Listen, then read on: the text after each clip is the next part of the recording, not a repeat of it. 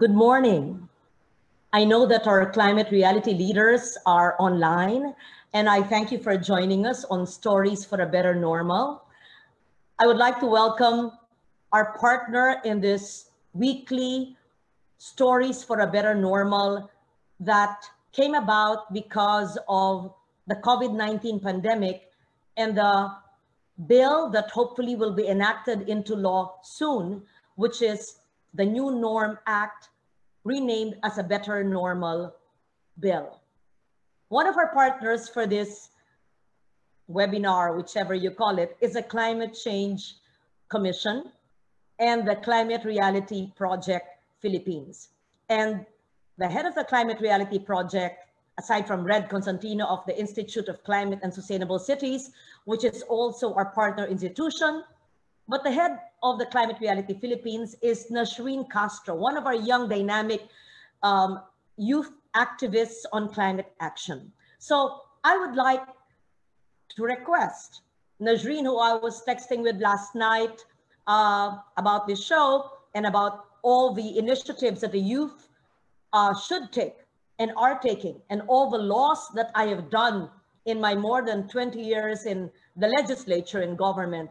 I would like Nashreen to introduce all the youth activists, and I would like to hear the voice of the youth on climate action, not just on speeches and webinars, but actual grassroots project, and your knowledge of laws that we have enacted, and how perhaps have you translated it into urgent climate action in your respective local communities. Hi, Nashreen. Good morning. Hi, good morning, Deputy Speaker. Magandang umaga po. Magandang umaga. Yeah. I'm glad that you have a plant by your side. Okay. Yeah. So, Nashreen, usually I do most of the talking, but it was an early morning, and just so that everybody knows, I was supposed to be in the Development Academy of the Philippines, where I had another lecture or speech, but then it was overlapping with this. Not that I don't give that importance, but I had to ask someone to read my message there so that I could be with you now. So I apologize for this slight delay. I wanted to come on time exactly at 10 a.m. So Nashreen, first, you and I know much about climate reality, and my dear friend, former Vice President Al Gore, had initiated that long ago and has done global trainings, including the Philippines in 2016.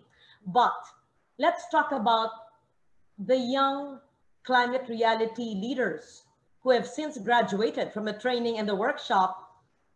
Introduce them, tell us about your program, tell us about not how it started, because we know that already, but what else is in store for the Philippines and the youth of the Philippines from climate reality.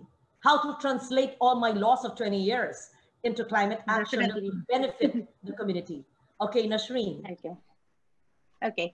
First of all, again, thank you, Deputy Speaker Legarda, for sharing this platform to our young climate reality leaders.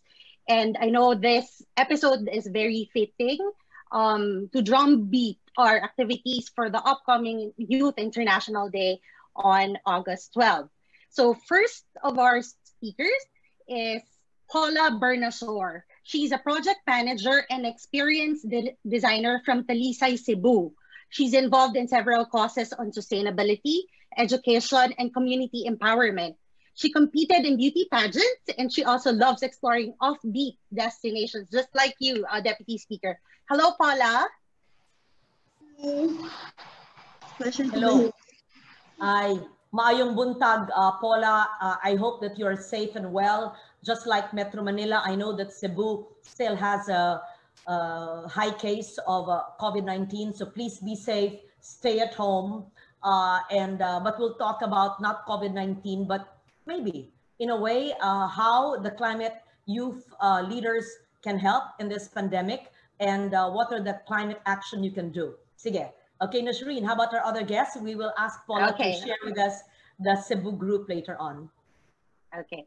Our second speaker is Johnny Altomonte. He is a young Chief Executive Officer and founder of Vern Energy Solutions, a startup focused on sustainable energy in the Philippines. He's also a scuba diver and a voracious reader. Hello, Johnny.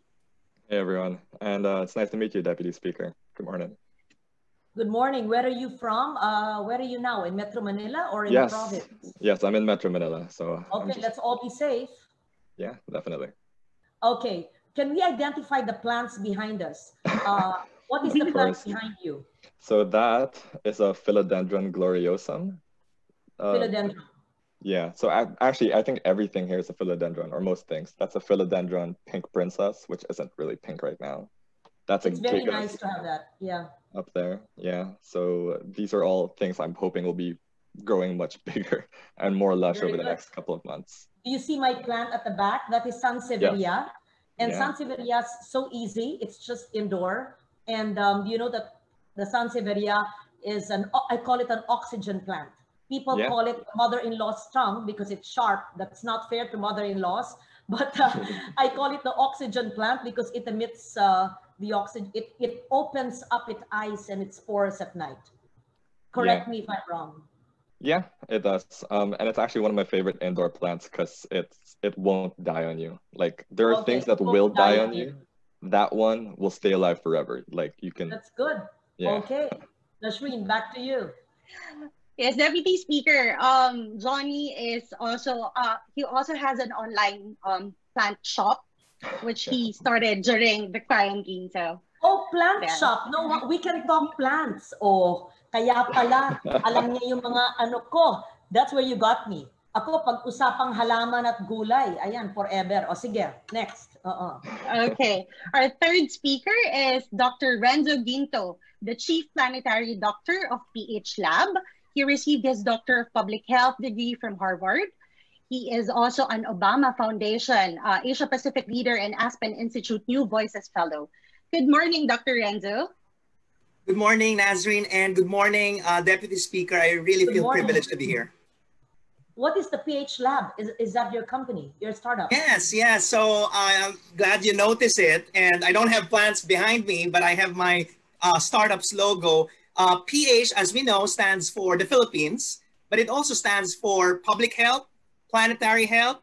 And if you remember back in chemistry class, that's also how we measure the acidity and alkalinity of solutions. And I think in this day and age, pH 7 is what we need, pH balance. Balance between economy and ecology, between the health of people and the health of the planet. So I'm looking forward to hear more about my work later. Tell us more about PH Lab and the balance. That's very important. The balance between business and the environment. Indeed. Sustainable development. You're sounding like a young Lauren Legarda in 1998 when I was senator. Okay. Thank you. Okay, our next speaker is Rosel Morales, the Committee Chairperson for the Environment of the 12th National Youth Parliament of the National Youth Commission. She is active in environment conservation, protection, and resuscitation. She also does yoga and practices meditation. Hello, Rosel. Hi, good morning, everyone. Good morning. You're with the NYC. Yes po. National Youth Parliament is under the supervision of the National Youth Commission, but we're a separate entity. The 12th NYP is a separate entity. It's created by the National Youth Commission, but not appointed under the National Youth Commission. Is that correct? Yes po. Yes. And very good that you're wearing an indigenous embroidery weave. Is that from Abra? No po. I got this. I want to thank Nadesda, my childhood friend. Yes. Oh, sorry. No, okay lang po ito. Oo. I don't know with whatever. Itnig. It looks like it's Itnig from an IP group in Abra. Anyway. Yeah, I should search them po. Yeah.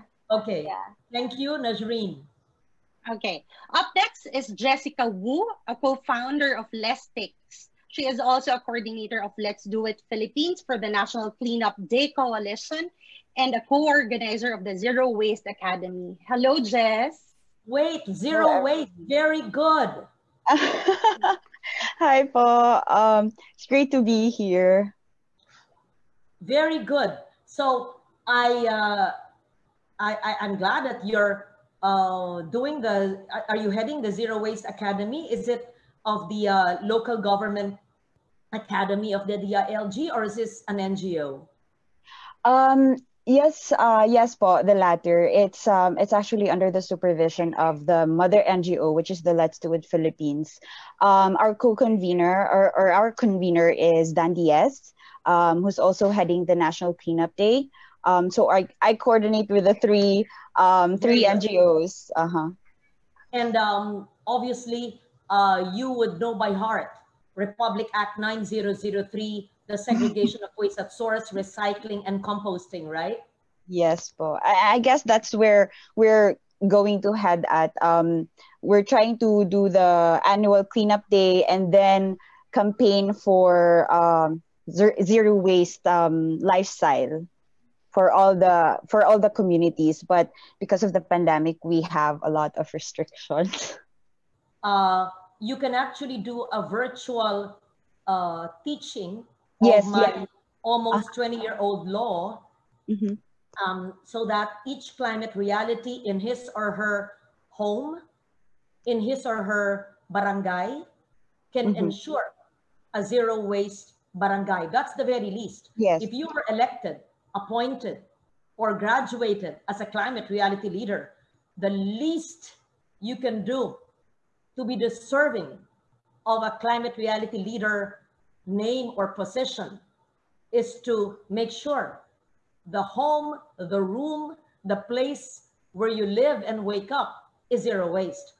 If you do not segregate waste at source, recycle, and compost, I'm sorry, something missing in your being a climate reality. So I wish I could inspect where you are seated now, all of you that I've been talking, and Nashreen would know that, how I inspect my Senate office and my House of Rep office, and how I live it day by day, having 5 bins. Bote lata plastic, tissue waste na kahiwalay, food waste na ginagawang compost na binabaon sa lupa, ginagawang organic fertilizer, at yung residual o latak, at yung paper waste na kahiwalay na gagamitin baliktaran pagkatapos ay re-resikulo. At yung mga lumang papel ang ginagawang mga eco bag. Ayan. So dapat alam yan ng Zero Waste Academy. Dapat mas may alam pa kayo para turuan lahat ng ating climate reality. Pag ako'y nasusian dyan, tuloy-tuloy ito. Okay, Nashreen, back to you. Thank you po. Deputy Speaker, Jess is also engaged with our local IP community in Bukidnon. And yesterday we were talking about your initiatives on women who weave. So there's a similar initiatives being done also in Bukidnon, which later on she would also would like to discuss as well in her presentation. So our next speaker is Carl Alonsagay, the Project Liaison Officer of the Climate Educate Project. He is an Antiqueño from Pandan. He is an academic fellow for the Young Southeast Asian Leaders Initiative and currently doing his graduate studies at the University of the Philippines Open University. Hi, Carl. Hello, Nas. Good morning. And Hi. Good morning, Deputy You're Speaker. from Pandan. Yes, Carlo? po. Yes, po. Aha. Yes, have we met? Yes, po. Several times. Yes. Yes, because there was a climate reality leader who previously took the course already 2 years ago. And they were doing mangrove reforestation in Magaba in Pandan. Is that your group? Yes, po. We were the ones who lobbied the Magaba mangroves protection. Very good. Okay. Later, I'll ask you, ilan ang ating marine protected areas, no matter how small, in our municipality of Pandan? Number 2, ano ang ginagawa ninyo para pangalagaan ito? Pangatlo, ano ang hindi deklarado or by local or national legislation pero dapat madeklara para ang Pandan ay maging protected area ang buong LGU?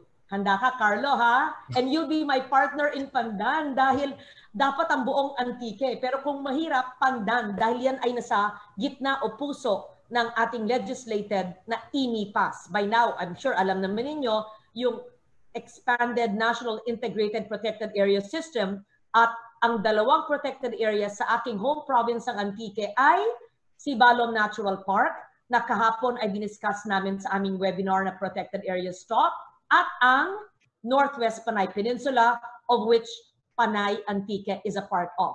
Correct, Carlo? Yes po, ma'am. Dapat ikaw nagsasalita, hindi ako eh. Nasrin, sabi ko, kayo magsasalita eh. Kaya lang ako nag-lecture na naman eh. Sige. Okay, next. Okay, our next speaker is a Pinoy climate reality leader. Today, she was trained in Tokyo, Japan. Her name is Hilary Howe, a business development associate of AC Infrastructure Holdings Corporation, and she is also part of the Manila hub of Global Shapers. Hi, Hilary. Hi, guys. Good morning. Good morning, Deputy Speaker Loren. Nice to be on Good this morning. show. Where are Thanks you for now? inviting. I'm originally from Zamboanga, but right now I'm in Metro Manila, just like most of us here. Yeah. Wow, Zamboanga. You know, there's a protected area there. There's also an industrial economic zone. And I had supported the establishment or the improvement of the Yakan village. I'm sure you're familiar with the Yakan village where they weave and sell Yakan textiles. Yes po. Nabisita mo na? Gumanda na? Dati course, kasi I've been parang there, mga barong-barong kawawa sila, pero ngayon maganda na siya. Nakita mo na? Yes po. Yes po. It's really nice to see that they're uplifting their livelihood, and you see them already in the manga. They're selling their weaves, they're selling slippers, and very many handicrafts. So were they happy with the project I did to build them so, yes, that nice indigenous weaving center? I think so. Yes po. Yeah. Okay. Very good. Okay, our next speaker is connecting from Washington, D.C.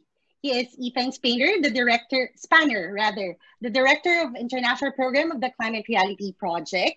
He oversees the global branch offices in the Tunisia branch systems overall global strategy. He also leads the organization's international climate change policy and advocacy activities. Good evening, Ethan. Good evening, Najreen, and nice to see you again, Deputy Speaker Lagarda. Always a pleasure. Hi, Ethan. Yes, what time is it there? 10:25 p.m. Oh, yes, it's just the other way. So that's not too bad. Okay. Not too bad. Very good.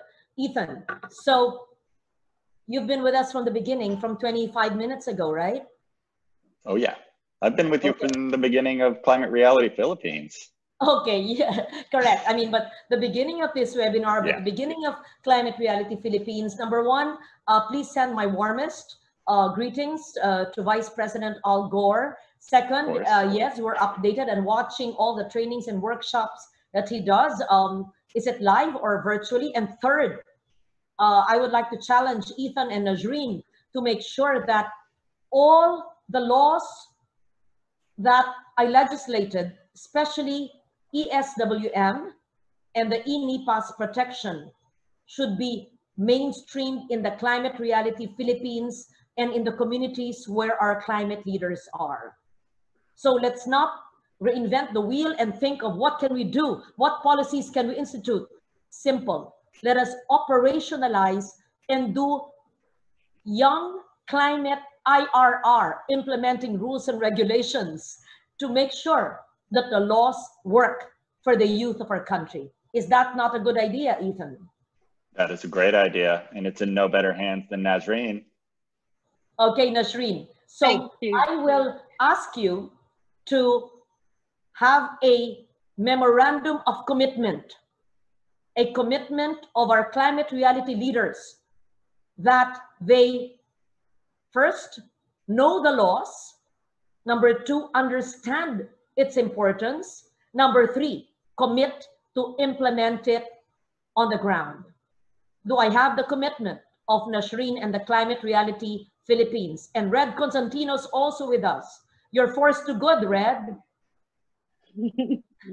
Definitely, Deputy Speaker Legarda. We were discussing yesterday if the youth could be given more space to be involved in national and local dialogues and policies, and even legislative. So our youth leaders are really excited if we will be given an opportunity such as this to have a voice on legislation as well and other national and local processes. So definitely, Yes. Deputy Speaker Legarda. I think that's the great connection here, Ethan. First, my question is, what is the importance of youth activism in the world?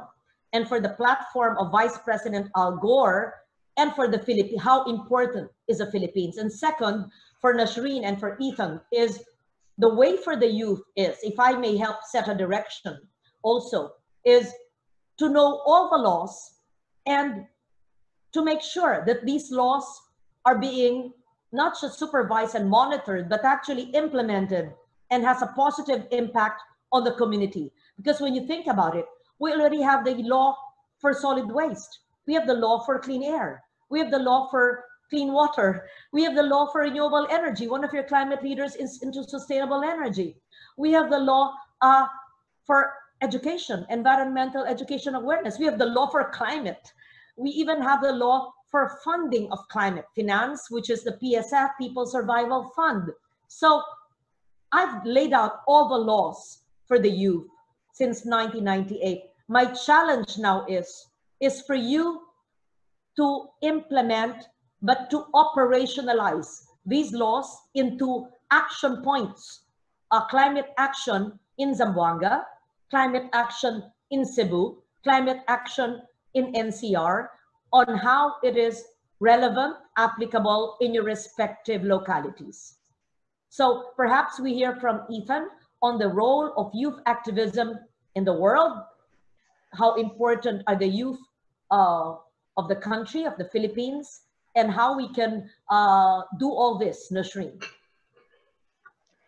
Well, I mean, I think that the youth activism around the world it's everything. It's wildly important to us. It's particularly at this crucial time, not just for the many things that are going on in the world, not least of which is the pandemic, but we just had this huge global training where we found ourselves training quite a bit of youth, but we're in the full understanding that tomorrow's leaders need to have the space today to really hone their skills, have their voice heard.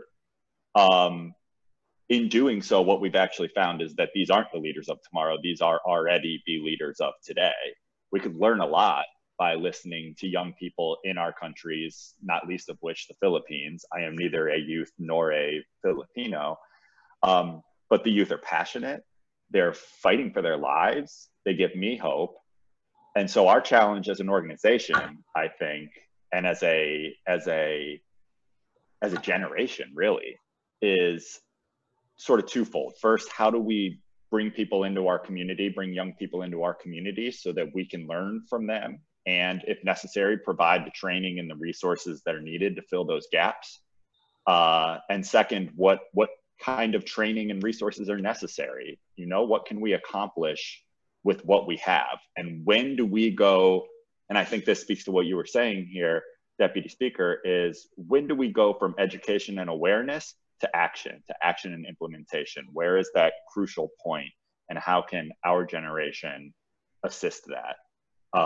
Nasreen, I don't know if you have something to say first, or I can go into what we have up here, which is some of the information about what are climate reality leaders, who they are. First of all, what is a climate reality leader for those of you watching? A climate reality leader is someone who has gone through a climate reality leadership core training somewhere in the world.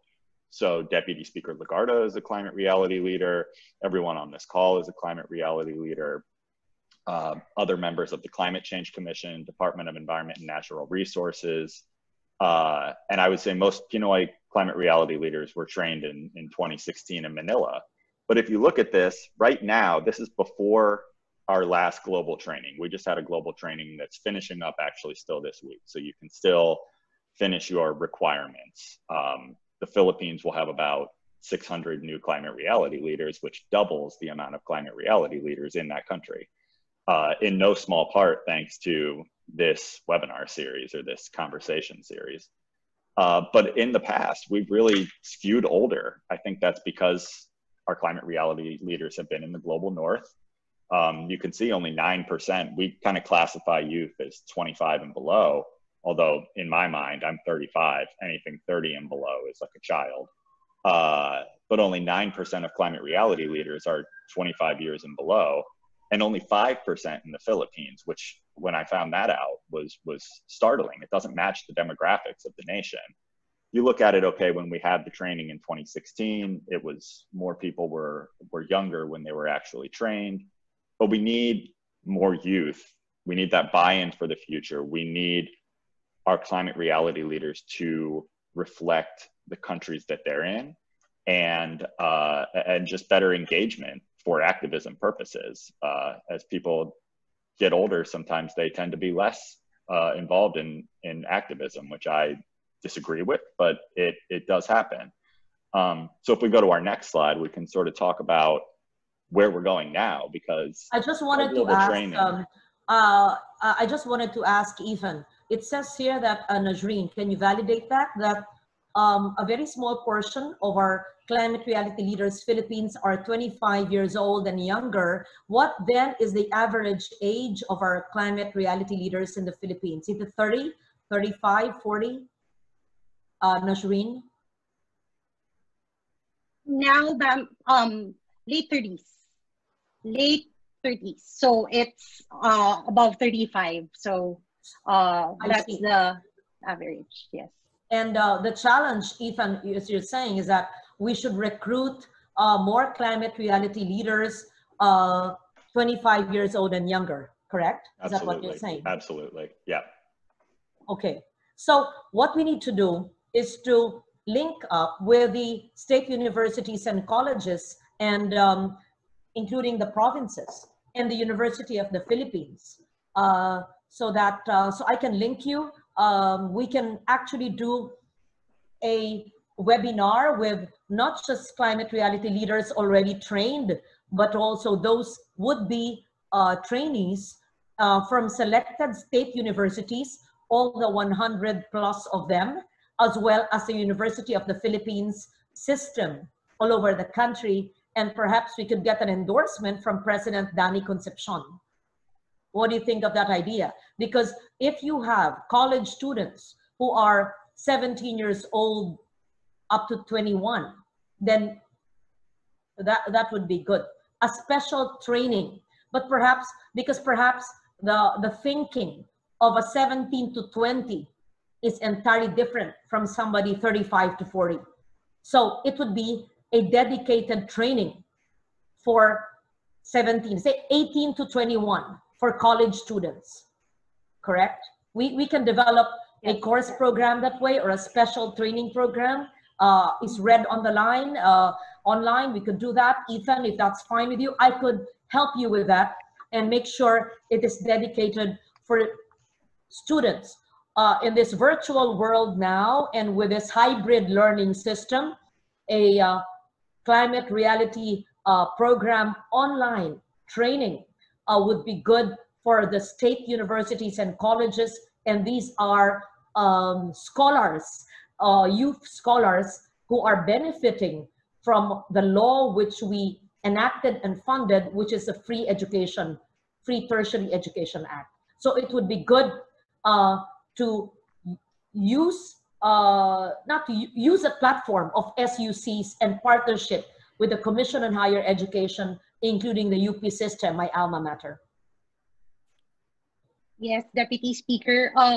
Thank you for that offer. And just to complement, aside from consolidating all the students in state universities and colleges, it would also help if these universities extend the online or distance learning platform that they're using, because mostly the attrition rate of our global trainees in this recently concluded global training July 2020 was because of internet connection. So if we are going to pursue with the virtual training, these universities have their systems in place and could also help the trainees or their students participate in these kind of virtual trainings.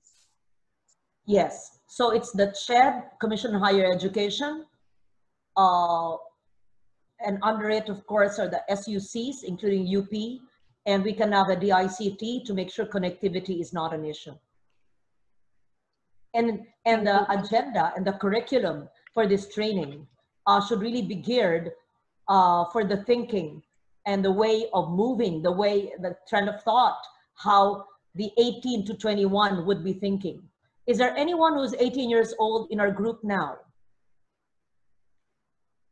Who's the youngest? Raise your hand. Who's the youngest, Nashreen? I think I am. Okay, if nobody would want to say that he or she's the youngest, I'll claim to be the youngest in heart, okay? I'm the second youngest. Okay, who's the youngest? Carl. Is there anyone in his teens? In his teens? No? Okay, no one. In the 20s? Me, I'm Johnny. I'm 34. How old is Hillary? I'm 26. 26, okay. My question is, for a 26-year-old, what is the greatest environmental concern and what are you doing about it? What is it that you can do at your age with your limited resources and limited time and way of going around during this pandemic? Ano ang pinaka mahalagang issue ng kalikasan na kaya mong solusyonan ngayon bilang isang 26 years old, Hillary? Well, if I may, Deputy Speaker Lauren, I have two things. So the first is really proper waste management segregation at home. It's so easy to do and so convenient to just separate. I'm so glad you mentioned that. Okay, yeah, very good. That's okay. one. Then number two, and this one is a cause that I hold dear to my heart, is nutrition. All of us should eat better, eat well, follow the healthy eating plate that we can see as a resource on Harvard, and even locally we call it Pinggang Pinoy. Very good. Yeah. Ay, nako. Yan. She hit the nail. Dalawa.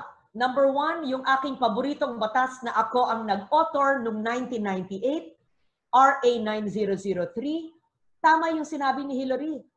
Hindi kailangan ng pera. Kailangan lang ng utak at puso at disiplina. Hindi ba, Hillary? So si Hillary na ang magtuturo sa lahat ng mga climate reality leaders, including our Zero Waste Academy, including Sonia Mendoza, who may not be a teenager, but who's with the Mother Earth Foundation, who's with us now, who will help teach. It's so easy to segregate waste at source, recycle, and compost. It's so easy to use our bote, lata, plastic, and plant an herb, or even a kangkong, or an alugbati, or a talbos ng kamote, and to make your own compost. It's so clean and practical and sanitary. And second, mag-e-evolve yan sa good nutrition. Pag nagluto ka ng, tanim ka ng organic na alugbati, yun na ang iyong kakainin sa salad o yung talbos ng kamote na pinapakuluan lang. Tama, Hillary? Tama po. Sige, ang dal-dal ko. Okay, Ethan, back to you. The reason why I interrupted, because I was concerned about the lack of involvement of the 18 to 25. So the solution is there with you, Nashreen. It's up to you and Red, your organization, to get it going. But the Climate Change Commission and my office will help you in that. And if I may, Deputy Speaker, it could go a step farther even with that. And if you're looking at 23, 24, 25, 26 years old, you're getting your footing and you're in a company you may be working at, and you have this awesome resource of Al Gore's presentation. That is education from the youth that needs to be given to older generations to just understand the opportunities that arise from renewable energy, from weatherizing your businesses, from just general ESG practices. They can use examples like your own son, for example, who's done incredible work with his solar company. So the opportunities are there, definitely, just outside of school even. I'm glad you mentioned, you know, I don't want it to come from me, but he's a 27-year-old entrepreneur who started when he was 19. And perhaps not under my watch, but you can get him as your own speaker, but virtually, because he's locked down in Metro Manila as well. But it's amazing how the young man has built by himself his own company, hundreds and hundreds of megawatts of renewable energy solar plants all over the country. Exactly. And the good news is we are getting younger. So we saw in this global training that was all online, much younger ages. So the average was 37, still higher than, you know, than you would consider youth. Why is there a lack of interest? Is there a lack of interest? So I think it comes down to a few things. When we're talking about in-person trainings, I think it definitely has to do with the ability to travel, the ability to take time off of school. I think a lot of retirees go to our trainings as lifelong learners, which we definitely encourage. But I think that more people were able to join the virtual training, and you see the most common age of someone who joined our virtual training was 26 years old. And if you take out the outliers, think, okay, well, you have to be at least 13 with parental permission. So really you have to be 18 to join. We had a few folks who were in their 90s who joined. You take out some of those outliers, then you're looking at 33 years old. It's very much skewing a lot younger. And people, the younger generations are just tech savvy. They understand how to interface with each other online. They have more energy to do it. They, I think, just have more to lose. And as each year goes on, they recognize that if they don't do something, if they don't get the information they need and get the resources to share that information, that a lot more is on the line than has ever been on the line for generations prior to them. It's great to see the linkage between those generations. So when Vice President Gore has met Greta Thunberg a few times, and you know, when that happens, he just takes a back seat and just learns from people like that. So we do take every branch has some sort of youth engagement. In fact, really our until about 2 years ago, most of our youth engagement with the Climate Reality Project was international. It was in the branches. I think that makes sense given the age skews younger and those demographics just as the population as a whole. So they knew that they had more young people to work with. We went ahead and just built it into our global goals. So specifically, one of the goals for our branch system is building partnerships and capacity for this generation and the next. So that incorporates education, incorporates youth activism.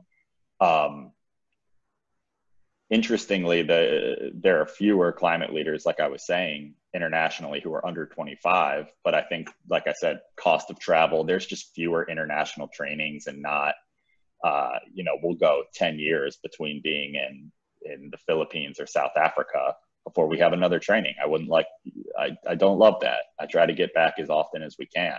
But the branches are learning from the youth in terms of organizing. So we're really moving, I think, from some of these, which you see here, which are mainly education programs, and moving into that action.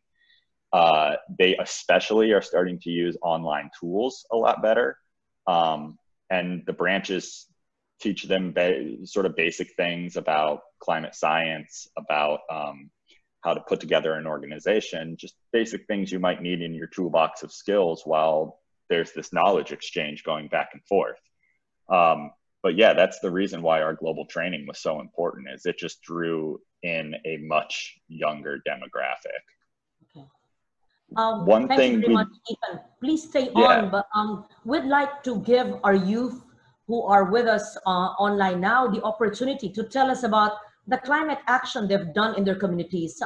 Let's start with Cebu, where the pandemic is really taking its toll on the people, and how Paula, who's from Cebu, is using the digital platform for her environmental awareness campaign for urgent climate action. What kind of climate action have you done since 2016? And how has it impacted on the youth and in your community? Paula from Cebu. Yes, good morning, everyone. Would Ms. Nasrin have to speak first? I think. No, go ahead, Paula.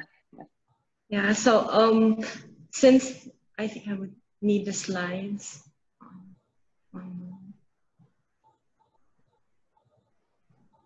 Paula Bernasor is a project manager and experienced designer. She took the course in 2016. So she'll tell us about how in the digital platform she has helped in the advocacy campaign and raising awareness, and the projects that she's done in the past few years. Okay. We hear from Paula from Cebu. Yeah, I would like to share more about what I think is a new rebellion that's starting more now after because of the pandemic, and it's called the Green Rebellion. Well, everyone thinks green is just for environment, but I think now we have to get creative with the kind of rebellion that we do. So I'm sharing more like how the past was, what the present is, and what will be the future.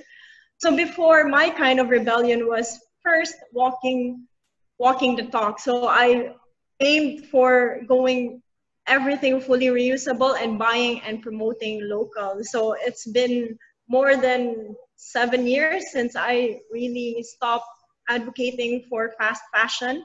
I have not bought a new clothes for a year, more than a year. So that move alone is already like a big stand against the whole fashion industry who is contributing to a lot of the pollution and also issues with different environmental and ethical issues. And my other rebellion was doing education drive. So in this photo, you can see us with several books. Now this was just done online. All the books were collected through Facebook, and we just gathered friends. It was a grassroots movement of bringing books to remote areas in the Philippines because we thought that most of the people who are affected don't even know that they are affected. So the first thing that we could help in the past was bringing books to remote areas. And the last one is IRL, or it's like a youth term for in real life campaign. So before, we used to do weekly cleanup dives here in Cebu. So I was one of the cleanup divers, and we were working with local free divers, and a lot of them are volunteers from Staff Philippines, which is also a youth organization here. And mostly, since I'm also passionate about sharing how I am fighting the rebellion, doing talks on conservation, mostly on marine conservation, since Cebu is quite known for their beaches. So moving to the present, since the whole pandemic has happened, the new normal and digital platforms have gained more power. So I'm sure that a lot of people heard about the barter community here in Cebu. So we have gotten more reliant on digital platforms. So even now, it's easier to convince the youth, everyone who's affected in the pandemic, that we should care about our climate and our environment, because now everyone's getting affected in terms of inequality, in food security, and everyone's experiencing the effects of climate change. And yet, so now we have more people using Facebook to do local movements, such as like the barters, getting connected with local farmers.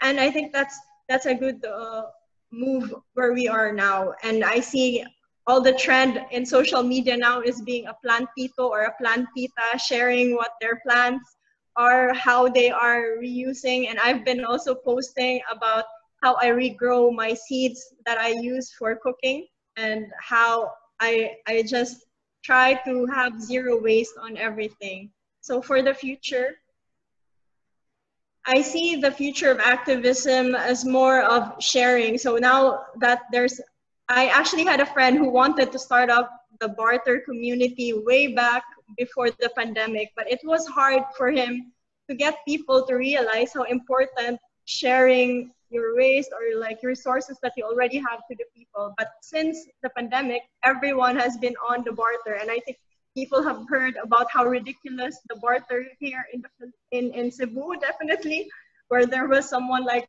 even trying to barter their resort or something like that. But everyone now looks at this barter community for changing things that they already have that they don't need for something that they can use. And another one is decentralization. So given now that we are locked down and experiencing quarantines, So there has been a more push to do everything locally. So now more people are connected through the local communities. They know who their local providers are for food, for everything that they need. And lastly is I see the future of mixing tradition and tech. So one of the good movements that's relating to the pandemic is a friend of mine started selling like masks that helps the Itneg and the Yakan community. So there are traditional, they do traditional weaves, but it has been used and being improved. So that's another way that we can revolutionize what is traditional and mixing it with technology. So that's it. And just to remind everyone that climate activism does not need a big budget. It just needs you. It's just quarantine or no quarantine, you can start something. And one thing that I actually started together with my group for this global training is we will be doing an online webinar since we know that the problem is getting the youth engaged. So we are making the Green Rebellion as fashionable. So we will be doing a talk on how to have less food waste and to advocate for sustainable fashion this coming August. So that's how we are starting the rebellion now. Very good. You've covered so many subject matters from no waste, well, zero waste, and even your rebellion in not buying anything new. Reminds me of Jane Fonda, but Jane Fonda is in her 80s when she said she's not buying anything new from fashion. But here's someone in her 20s or 30s who is saying that, so that's admirable. But then again, we have to support local, so there's some ifs or buts about that. But also you mentioned about zero waste and the use of local textiles, etc. So thank you so much for that. We stay on. Nashreen, who is our next climate leader from Cebu. From Paula, we proceed to? We proceed to Johnny Altamonte, the CEO of Vern Energy Solutions. Okay. To talk about sustainable energy. Very good. Sustainable energy, renewable energy. Are you an advocate? Do you actually do your own power plants? In what kind of energy system? Would like to hear from you. Yeah, definitely. Can we get the slides up, please? Awesome. Vern. Yes. Okay. So I founded a company. We're called Vern Energy Solutions. So for those of you who aren't too familiar, it's named after Jules Verne, who is one of the most prominent science fiction writers. 20,000 Leagues Under the Sea, Journey to the Center of the Earth, Around the World in 80 Days, right? So a brief background on why we're called Verne. Jules Verne, he dreamed up this circular system powered by energy which was sourced from, but without exhausting natural resources in the 1800s when he first gifted us with science fiction. And we're now at a time when we can make this happen with renewable energy. So with renewable energy, we can limit fossil fuels, we can limit the usage of coal, we can improve efficiency in every building, every house, every mode of transport. The untapped potential in the Philippines is remarkable. However, we still have a long way to go when it comes to sustainability and fair access. And that's why I personally went to sustainable energy as an industry and why I named my company after Jules Verne.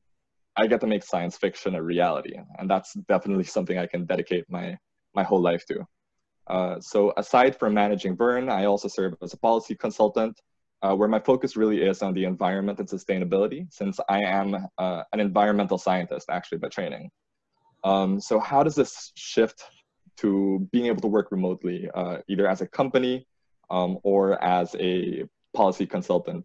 One of the good things now is almost all interaction is online. Well, sometimes it's not such a good thing, right? When people message you at like 11 in the evening. But this is a really, really strong leverage point, right? Information is so accessible and so easy to spread now. But the opposite is also true. There's a lot of misinformation out there.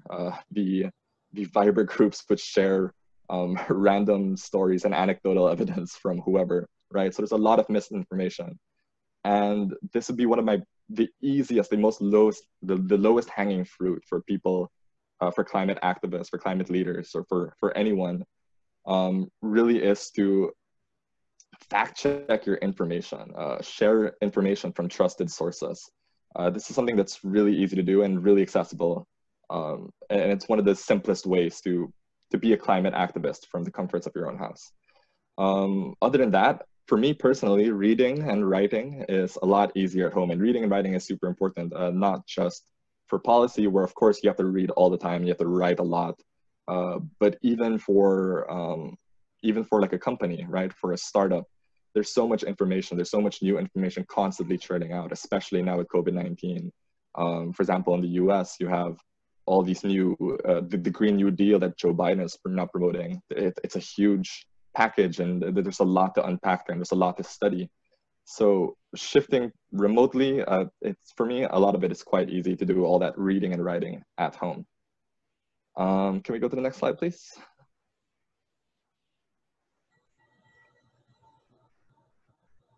Yeah, so moving forward, what we really aim to do, we're really looking at greening LGUs in particular. So we're currently working with some new projects with LGUs, and we might release a new product actually along this line down the road, which I'll actually be presenting later at a demo for New Energy Nexus. But their renewable energy and energy efficiency solutions solve a lot of existing pain points for LGUs, right? So clean water, access to energy, market access, employment opportunities, which are super important now with COVID-19 driving up unemployment rates, women empowerment.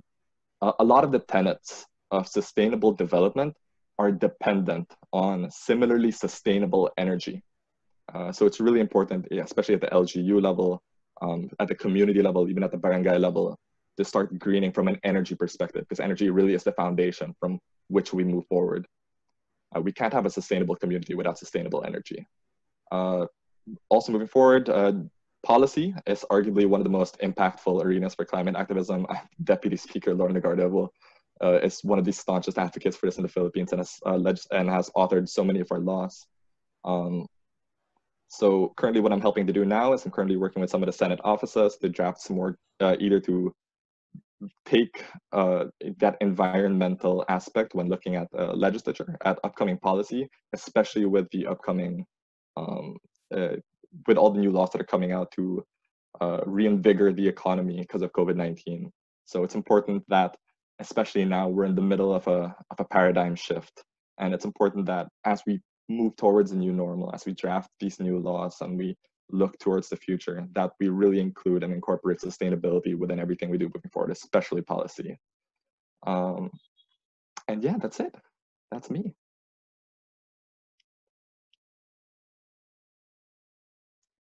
Thanks, Johnny. I think Deputy Speaker doesn't have a question yet. So we now go to, from renewable energy, let's go to the most pressing topic right now, which is health. So our next speaker is Dr. Renzo, a planetary health doctor, and we want to get your perspective as we try to survive this pandemic while we are also in a state of climate emergency. So we want to hear your thoughts. Dr. Renzo?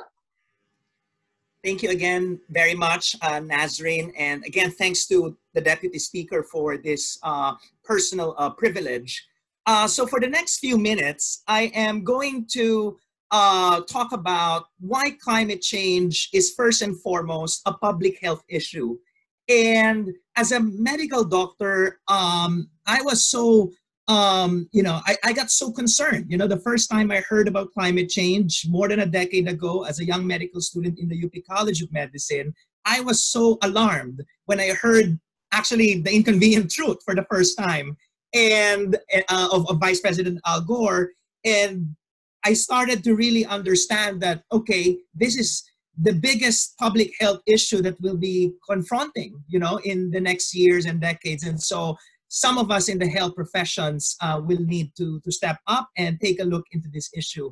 And so for the past 10 years, that is what I've been working on, trying to bring climate change into the education of medical and other health professionals, nursing students, trying to help green the health sector, renewable energy in hospitals, trying to change the way we procure our medicines or improve ventilation in health facilities.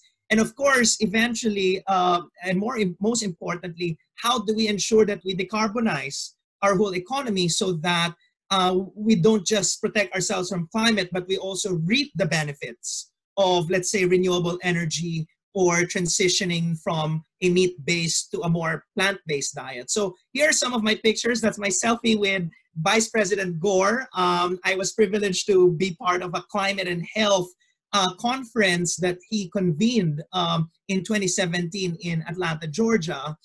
And next slide, please. And really, early on in my career, I already realized, as I've said, that my patients are not just people. It's not just human patients. It's also the planet, which is basically providing us nourishment and ensures our health and well-being. And both people and planet are currently sick. As we talk about COVID, we know that in the backdrop, there is a climate crisis that is continuously happening, you know. And next slide. Here you will see in this diagram how climate change is linked to human health.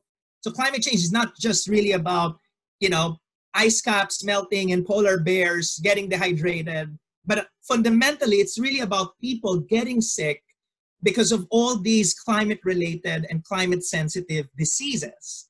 So you will see that one, the key message from this diagram is there are so many different pathways that link climate change to health, whether it's typhoon or extreme heat or flooding or drought. And then the other message here, as you can see, is there's no single disease group that is immune to climate change, whether it's undernutrition or cardiovascular disease because of, again, exposure to extreme heat or air pollution. And, you know, mental health also. There's a growing evidence that because of climate change, there is an increasing prevalence of what we call eco-anxiety. And of course, you know, there are new challenges. For example, in Bangladesh, there's already growing evidence that with the increase in sea level rise, people in coastal communities are getting more hypertension and kidney stones as a result of intake of water high in salt, again due to sea level rise. So I'm very concerned if that is already happening in the Philippines, and that's what I want to investigate in the months and years to come. Next slide, please. But of course, and I will be remiss not to talk about perhaps the biggest public health problem that we have now, you know, in this, you know, at our doorstep. And what we know is that in an increasingly warming planet, the risk of infectious diseases such as COVID-19 just becomes so high. And there are old infectious diseases that we expect to reemerge, but there are also new infectious diseases that we can anticipate to emerge. And so it's not really a surprise that COVID-19 has happened given the warming climate, but also globalization, our encroachment into forest ecosystems, and the way we interact, for example, with animals. And so the more we interact with animals, the higher the likelihood of viruses like COVID-19 jumping from animals to humans. And that is how, you know, this global pandemic that has already affected 16 million people as we speak has evolved. Next slide, please. And this is also the sad reality, you know, if COVID-19, you know, when COVID-19 showed up at our doorstep, it didn't mean that climate change stopped. In fact, it's continuing to happen. And now we're seeing, you know, the typhoon season already beginning here in the Philippines. And there's, you know, heat waves are also starting to affect places like Europe, temperate regions of the world. And by the time we reach January, and by the time COVID-19 is likely not have been totally eliminated yet, the bushfires in Australia will again be coming back. Next, please. And so the question that I have in mind and that really animates my work as a public health physician is, are we ready to build health systems that consider both climate change, but also, you know, COVID-19? How to make sure that our health systems bend but do not break, that they are the last system standing when catastrophes like COVID or climate change does occur and inflict harm and suffering to people's lives. Next, please.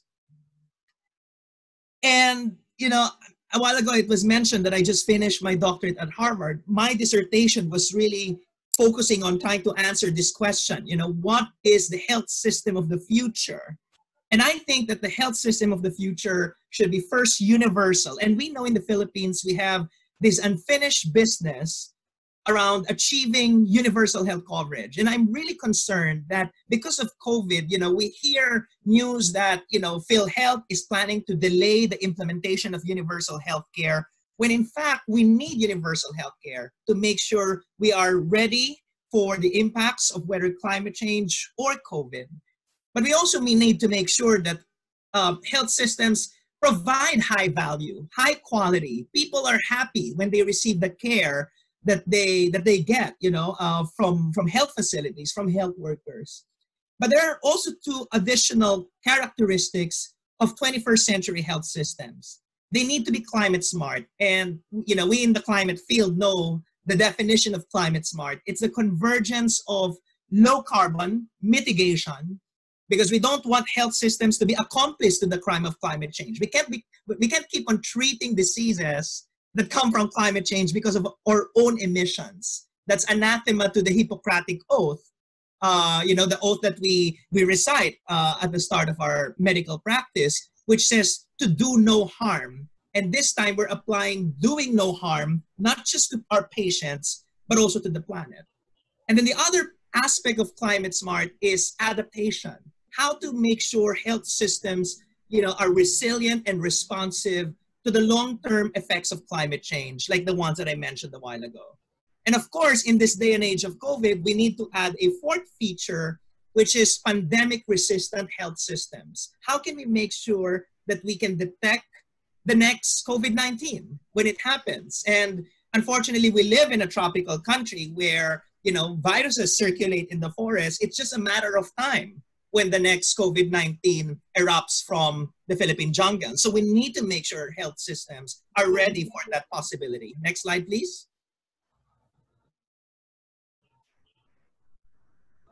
And so I'm back in the Philippines, and you've heard that I'm building PH Lab now, which is a startup that will help realize this vision of 21st century planetary health systems.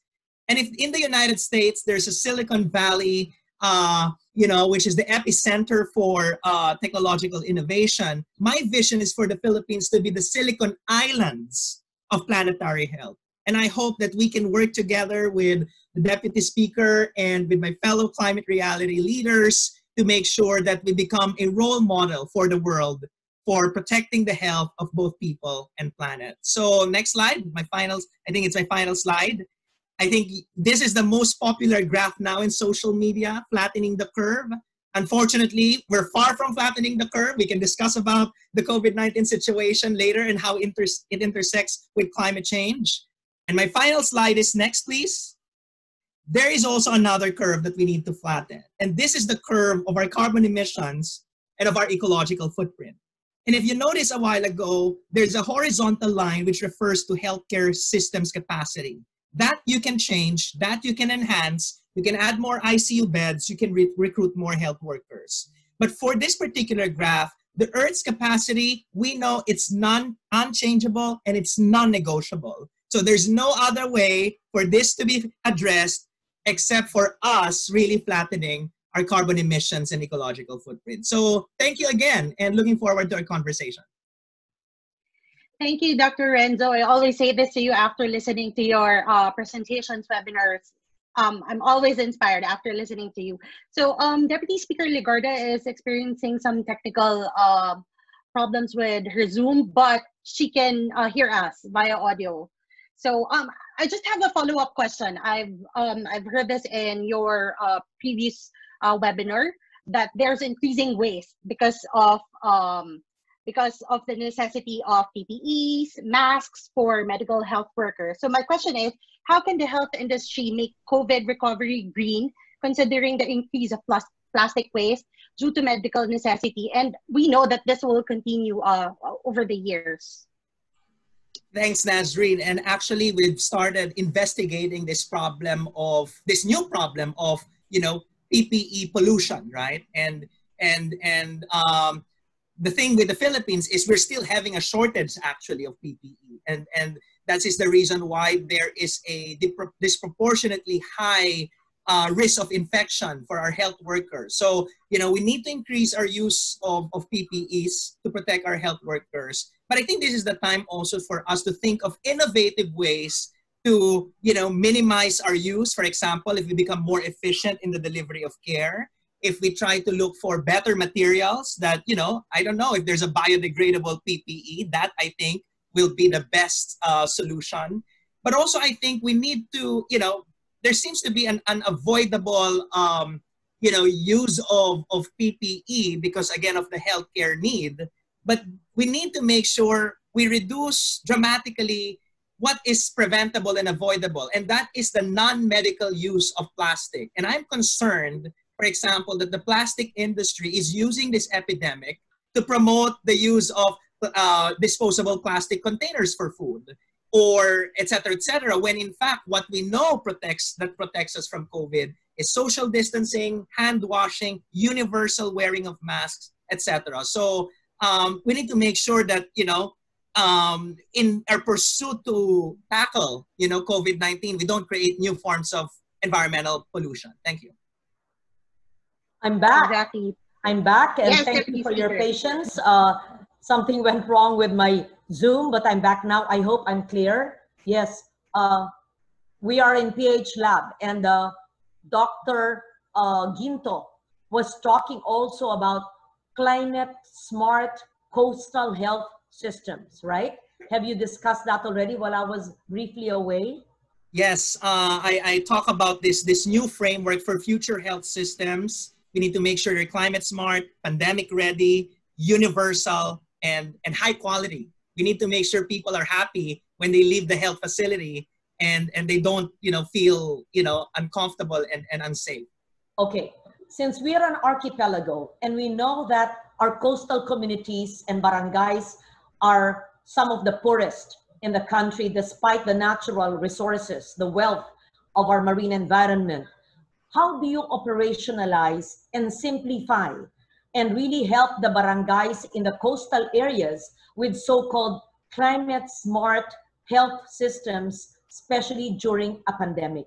Could you tell us how PH Lab can capacitate our barangay health workers, our barangay captains, and vulnerable populations in coastal areas for so-called climate smart health systems in coastal areas? Because when we speak this way, we understand each other, but we have to 1, 2, 3, 4, 5, the ABCs of what do we actually mean and how do we do it.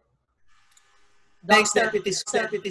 Yes. Thanks, Deputy Speaker. And I will admit it's more challenging now because our health systems are so overwhelmed. Our health workforce, are starting to get burned out because of the pandemic response, and so it's definitely more challenging now than during the pre-pandemic phase or era.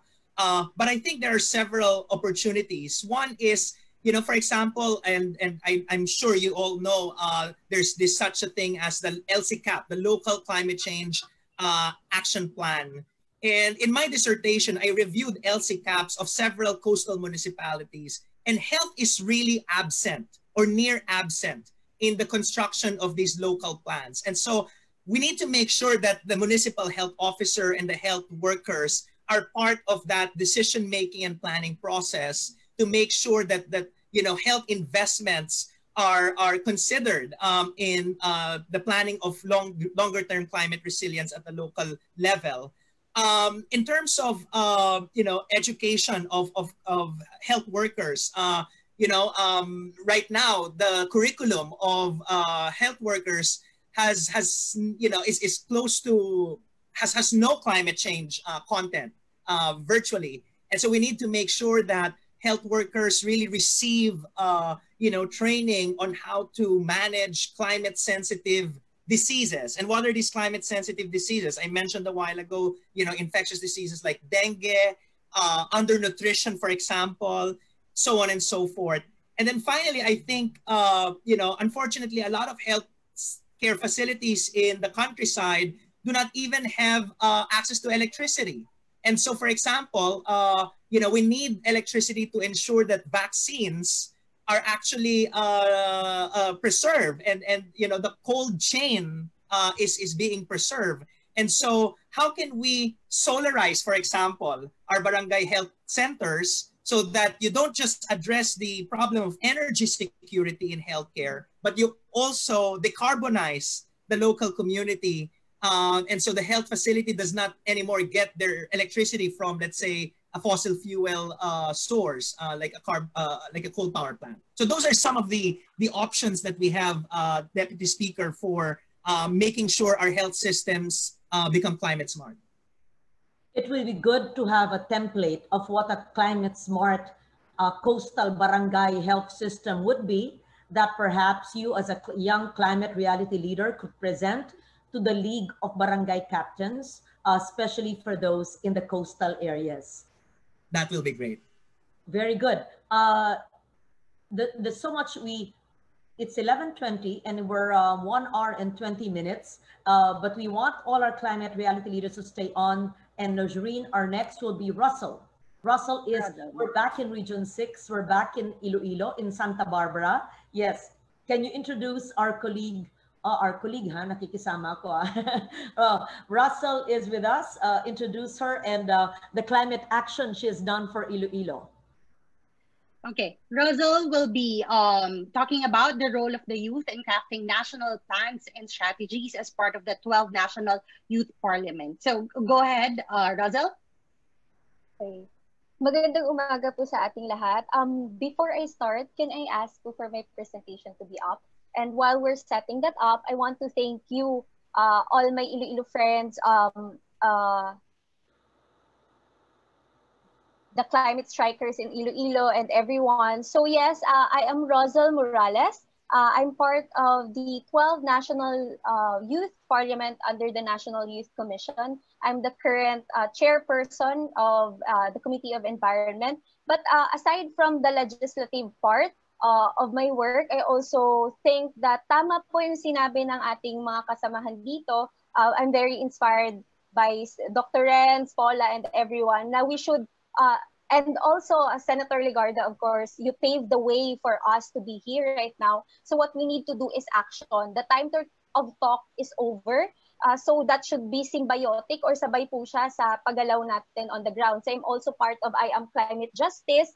I'm part, currently, ginagawa na po namin ng alternative community online, yung barter gulan. Kung meron po tayong barter for clothes and other material needs, which is very important to create a circular economy, meron po tayong, we encourage also skill sharing and community solidarity through skill sharing and whatnot. I'll discuss more on that later. And also, I'm part of Alternative Mobility PH, crafting and lobbying legislation for alternative mobility para sa mga biker lanes natin and whatever and whatnot. Next, please. Okay. So, as I've said, before I discuss this slide, I want to thank you, Senator, Deputy Speaker Legarda na po ngayon, no? You paved the way for us, not only in the legislation, but inspiring us women to lead. Si Ms. Nazreen po, I see her dedication sa aming mga climate reality leaders. I also want to thank all of my communities, including Ananda Marga, Climate Strikers, Green Education Family, YCLI or University of Montana Family. Thank you for telling me to speak my truth, especially to Heidi Blair and Nikki Fair, and to the 180 youth organizations all over the Philippines who reached out about the need for genuine youth leadership. That's something I will talk about later. And some of our partners on the ground, such as the 1 Million Lights Philippines, which will provide us with solar lamps para sa isang community namin na IP sa Kasiguran, Aurora, at Buklat One that will help us with putting up library. So these are all inspired by you po, Deputy Speaker Legarda, the 5 legislations na binanggit niyo po kanina and all that. Pero before po ako nagsimula sa legislation and all this creating of alternative spaces, nag-umpisa po talaga ako sa Let's Do It Philippines. pumupulot ng basura, organizing cleanup drives sa Tigbawan. Salamat po sa local government ng Tigbawan, ng Gimbal, ng Miagao at ng San Joaquin at marami pa pong iba. Also to Santa Barbara where I came from. Okay, I'll go straight to my presentation. So the youth and majority of groups or communities have long been asking for an alternative to this current system. Alam naman po natin na we know and feel that we deserve better. Kaya po tayo nandito because we want to have a better reality. So I'm here this morning very privileged to ask questions. I might not provide the answers, but I want to provide questions. So our mind will be, especially the youth who are watching right now, ano po tayo, come up with tayo with other solutions. So I'm just 23, madami pa po akong dapat malaman sa ating mga climate reality leaders na nandito na mas alam yung environments ng dialogue, spaces and whatnot. Pero gusto ko rin pong i-bring yung tanong na how can we make alternatives and create a better future? Because we know that our status quo is based on exploitation. So kuha lang tayo ng kuha. Kuha lang po tayo ng kuha. And we know that when we base our systems on exploitations, we will be drained. Hindi lang po ang environment natin, pero tayo po bilang tao, ang mental health po natin. Because kung kuha lang po na tayo ng kuha, ganun po yung paningin natin sa ating environment, it also follows in our relationships with other people. Baka kuha lang po rin tayo ng kuha. So that's what I want to talk about today. So what we need is balanced revolution. We need not only the youth to step up, the civil society, but also the government. It's a two-way process po. In their mandate, specifically po, the National Youth Commission who's supposed to represent us. And I'll talk this more about on the next slide. Please, on my next slide. So, ngayon gusto ko pong pag-usapan yung youth agenda and hindi po PDP, hindi po yan, grupo, it's PYDP po or Philippine Youth Development Plan.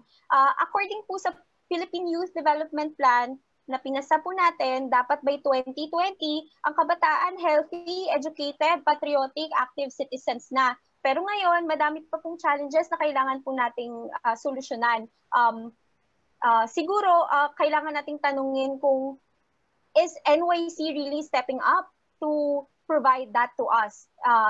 Also, same for the living in peaceful, secure, and socially inclusive society. The youth should be able to engage in gainful economic activity, and the youth should be able to access and use technology and services. But what's happening on the ground? Yung top priority po ng 12 National Youth Parliament are regulation of single-use plastic. So we've been lobbying that both local and national legislation. Second, agripreneurship, make agriculture sexy for the youth para we educate more youth to be interested in agriculture.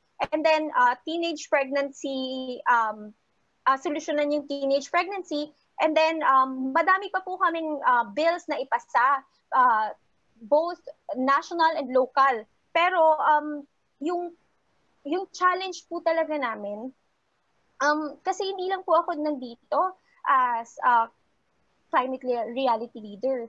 Nandito rin po ako bilang kabataan. As I've said, I'm just 23. So what we need the NYC to do is really listen to us. Meron po tayong priorities. These are our priorities. Sana po dito tayo mag-focus at sana naririnig po natin sila sa usapin ng education, yung pag-continue po ng classes despite the lack of access to technology and whatsoever. At sinabi po ni Dr. Renz rin kanina, if I'm right, the healthcare workers are overwhelmed and burned out. Ganun din po sa ating educators na nandyan sa number one natin na dapat na priority. You know, the youth is very diverse. Marami po kaming opinion. Merong pro sa policy ng NYC. I'll make it as an example, but I won't say what my stand is. probably we can discuss this other time. Ang personal stand ko po sa yung personal stand ko po is different from other personal stand. What we want is actually to be listened to. So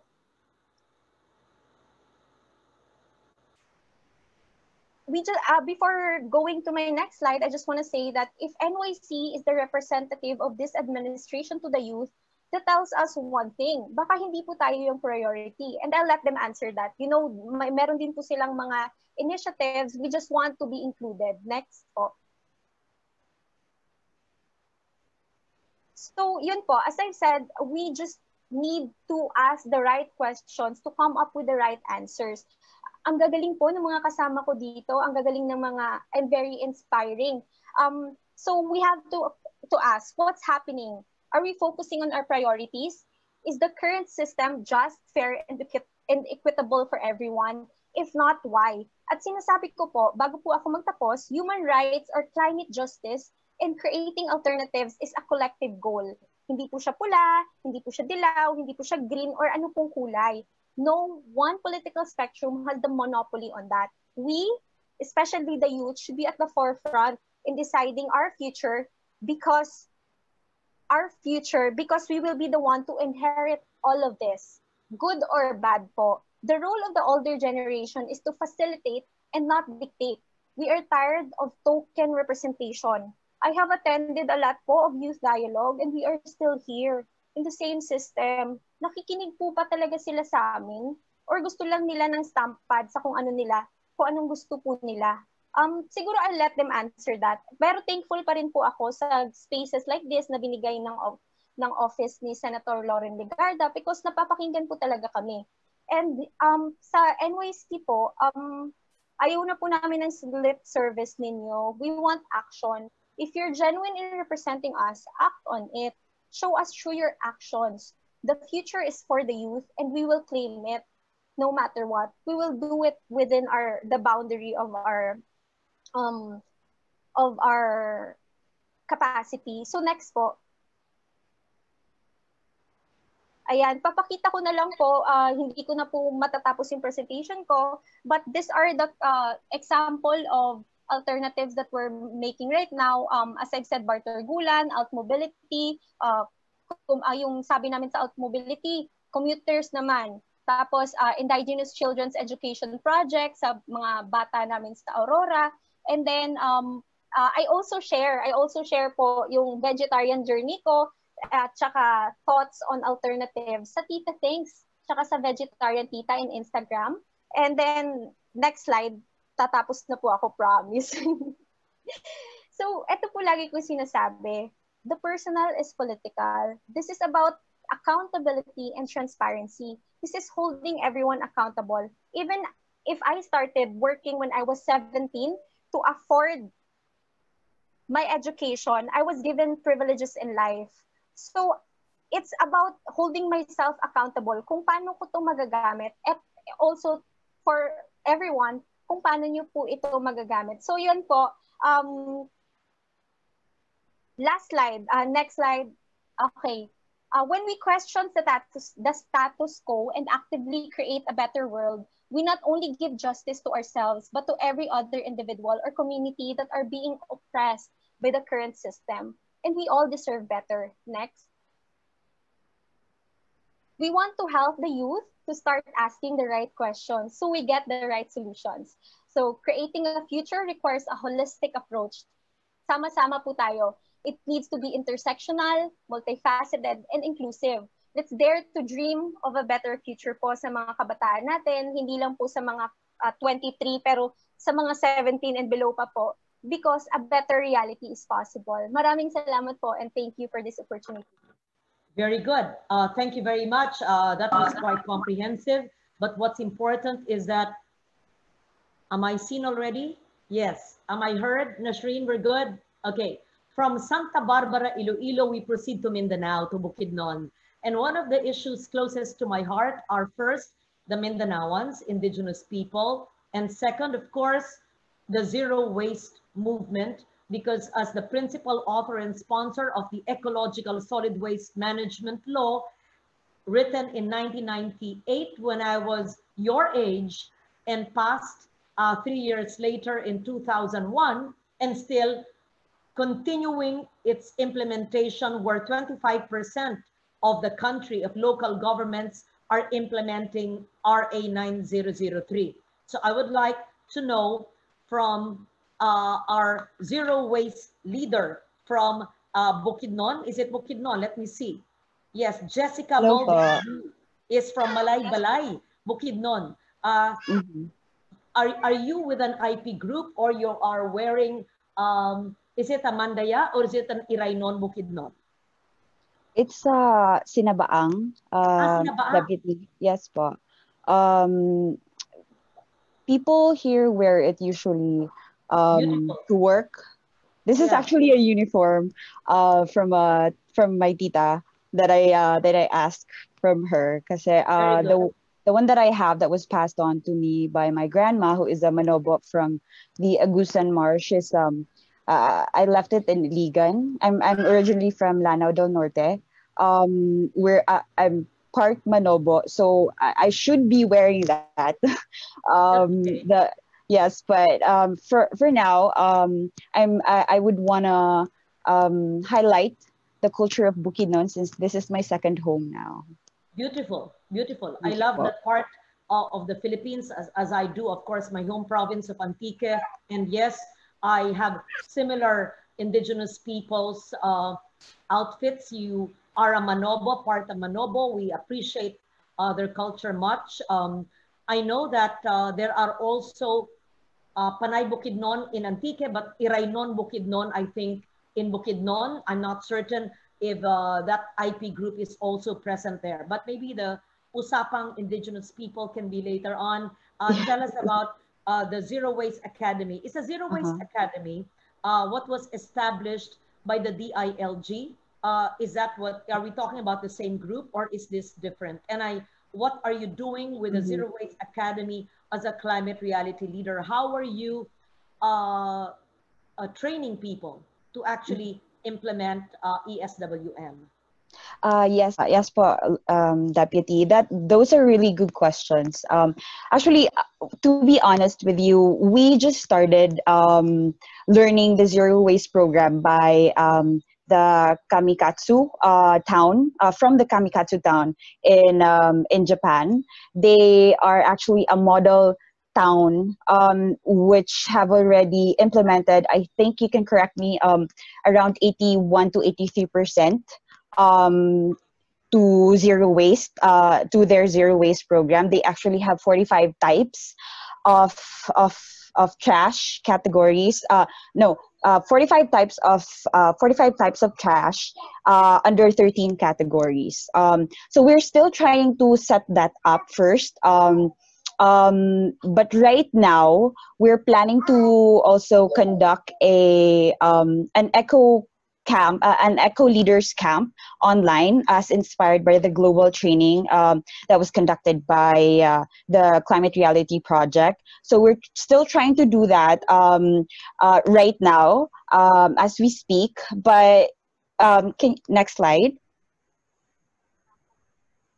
Yes, before the pandemic, we were very active in gathering people, youth to be exact, during the annual National Cleanup Day. It's turning 6 years old this September. So congratulations to our national convener, Dan Diaz, who started it as a brainchild of the Let's Do It Philippines. And now it has evolved into the National Cleanup Day Coalition, which I am one of the coordinators of, the Mindanao coordinator. So right now, during the pandemic, we are still talking with the other communities, with the community leader as our direct contact. As you can see, the upper left, upper right picture is from LGU of Barugo, Leyte. They have created a shared garden space to mitigate local food insecurity due to pandemic. They conducted this program for everyone to have like a shared food space.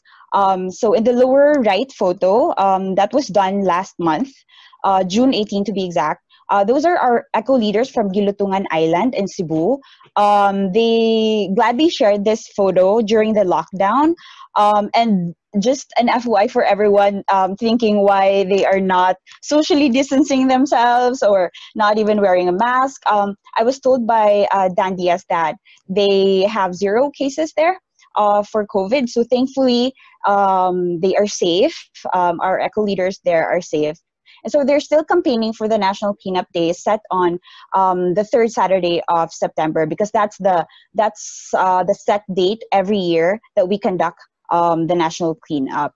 Very good that you gave us a heads up on the National Cleanup Day in September. I take note of that, just to remind all my staff in the Climate Change Commission to prepare a webinar on stories for a better normal, focusing on the National Cleanup Day, where perhaps we could have Jessica again with all the zero waste advocates by then. Okay? Yes. So that would be great. Aside from campaigning, how do you implement as a mother, as an Indigenous person, as someone who, just like me, loves the weaves and passing on Indigenous people's tangible and intangible heritage to people, but how do you actually implement zero waste in your home, in your barangay, in your community? Yes, well, that's a great question. For me, I actually started my advocacy when I had my first child in 2014. It made me realize that, hey, what would be the next step for me as an environmental advocate? And then I taught myself to search around Facebook, and then all my friends. So one of my friends, she introduced me with a cloth diapering. It's the modern version of the lampin. I wish I could share a photo of that, but it actually comes with a lot of designs, and we have a lot of groups dedicated for that here. We also include dads to be in that group, so we have as well push towards healthy and non-fast food eating for our children, to do away with single-use plastics when we try to buy fast food. If we cannot really do away with fast food, we try to bring our own containers. So I've tried that before. I guess it was kind of new way back then. People bringing in their containers like a baon, and then in a drive-through, I actually gave my baonan to the lady, and then she was like, "What's this for, ma'am?" And I said, "Can you kindly put that in there, the food that I ordered?" So this lady, she was kind enough to oblige my request, even though it was so weird. I had to explain. I guess this is very important, because being an environmental advocate is not everyone's cup of tea, because it's not their fault. I guess it's the way they were brought up, and probably it's a nature nurture kind of thing. And for me, I was lucky and privileged enough to have a lot of resources that taught me the importance of the environment. Now I digress now, but going back to my moment with a fast food takeaway, I had to explain. And for us advocates, we should be patient in explaining to others, because if we immediately get insulted because this is our lifestyle, it would cut the message across, and so it defeats the purpose of educating the general public. So I had to explain, even though it took me quite a longer time in the queue, in the drive-through. So I had to explain to the manager himself why I'm doing it, and So he was very kind to give me my request, and it starts with you. And then when this, what, for example, if those food servers heard me, they would actually think about what I said. Like, even though I know most of the time people think I'm weird doing all those kinds of things in public, I guess that's my part. That's my role as a mom, because my kids see me all the time. I have a 6-year-old and I have a 1-year-old. During the Manila training in 2016, I brought my 1-year-old with me. I had him tag me along in the 3-day training, and I think he cried in the middle of Al Gore's the exclusive video recording session. So I had to run past everyone in their from their tables to the outside with the crying baby in my arm. So I guess it started from there, and then it evolved to my personal advocacies in solid waste management, and I guess I really wanted to emphasize on sustainable consumption and production, because I'm also one of the ambassadors for the UNEP Switch Asia project for sustainable consumption and production in the Philippines, all over Asia and the Pacific. So we try to emphasize on getting getting resources from our local communities. Next slide, please. I want to go to. I want to emphasize on the myths that we have as consumers, or as advocates, or as people who are sustainable consumption and production. There's some around that informed consumers are sustainable. Kasi there is this mindset. I'm not saying everyone, but there is a mindset that a person is already informed. He already is an environmentalist, because one, there's a knowledge action gap. There's a thing that we call a knowledge action gap. You know, as a person, what is environmental friendly or not, but you don't do it. You don't take action. Second is the small action trap. One example is people buying steel straws or bamboo straws, and then they're thinking that, oh, okay, this is enough. This is enough for me to be an environmentalist or to be an advocate. It is but the first step. So you can move forward, actually. It's just the first step, and may it be the gateway to you being an environment advocate in your community. And third is the lack of accessible, sustainable options. Right now, we are just lucky enough that a lot of entrepreneurs are popping up because of the pandemic. Moms creating soaps by hand. My friends making their own food in their own kitchen.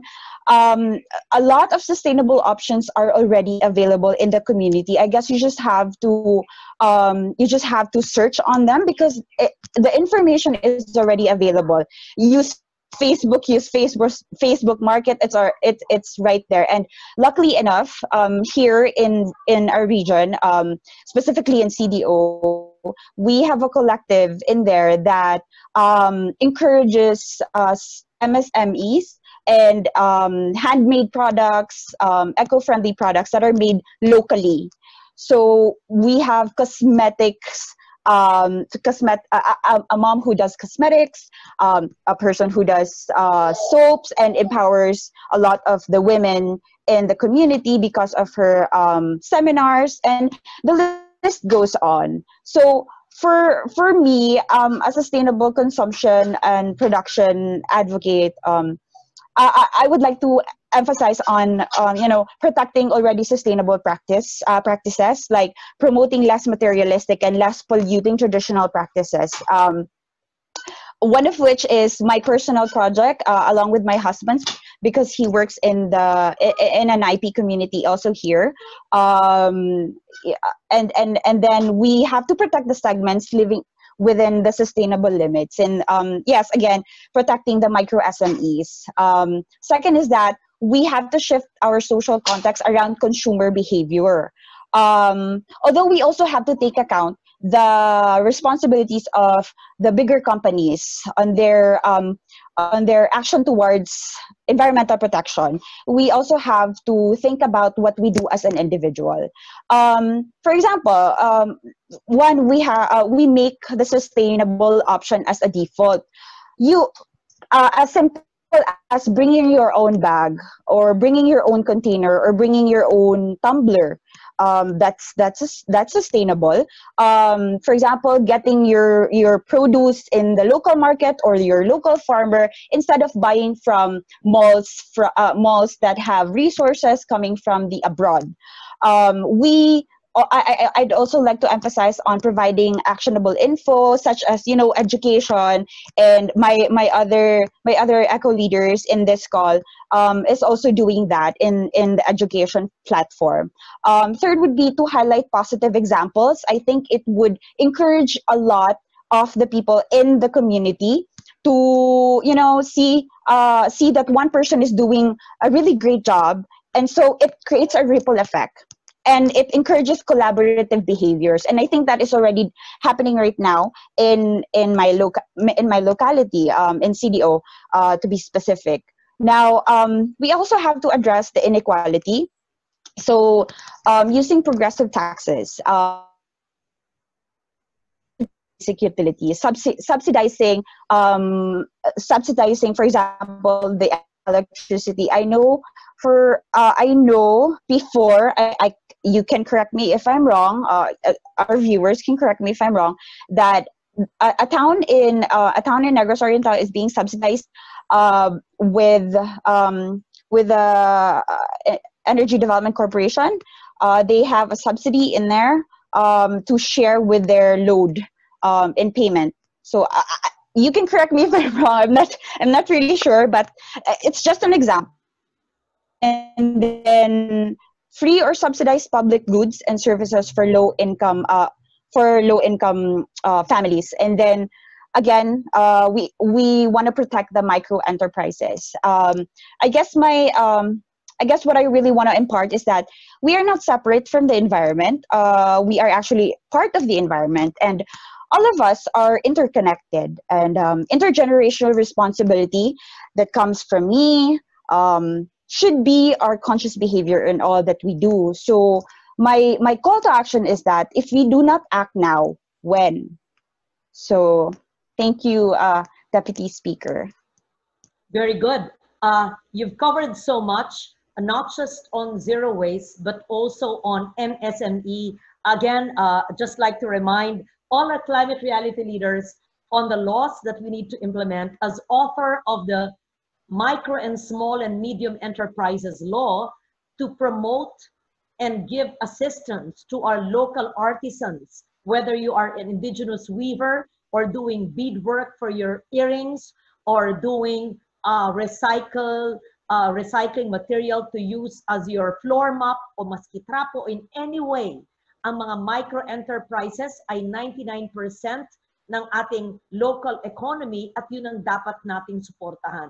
So salamat, Jessica, sa iyong pag-promote ng kultura ng mga katutubo na pagbibigay ng tulong sa zero waste.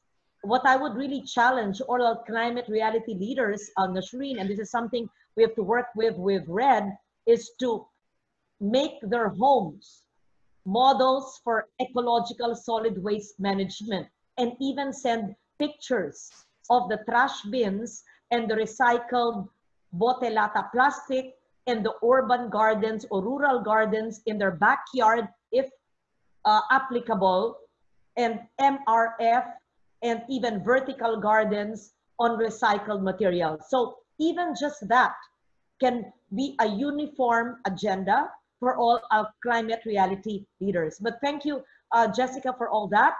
Now I go to from Mindanao, from Malaybalay. I'd like to visit you soon. I'd like to go back to my hometown. I miss Pandan so much. So I hope that you have pictures, Carlo Alonsagay, of the cleanest river in the Philippines a few years ago. I hope it's still clean, the Bugang River. I hope you have pictures of our marine reserve, Magaba, which is my barangay, and the Northwest Panay Peninsula. But I will forgive you if you don't have the pictures. Yes, So you will talk about climate educate. And what is climate educate in these days of online virtual learning and hybrid learning?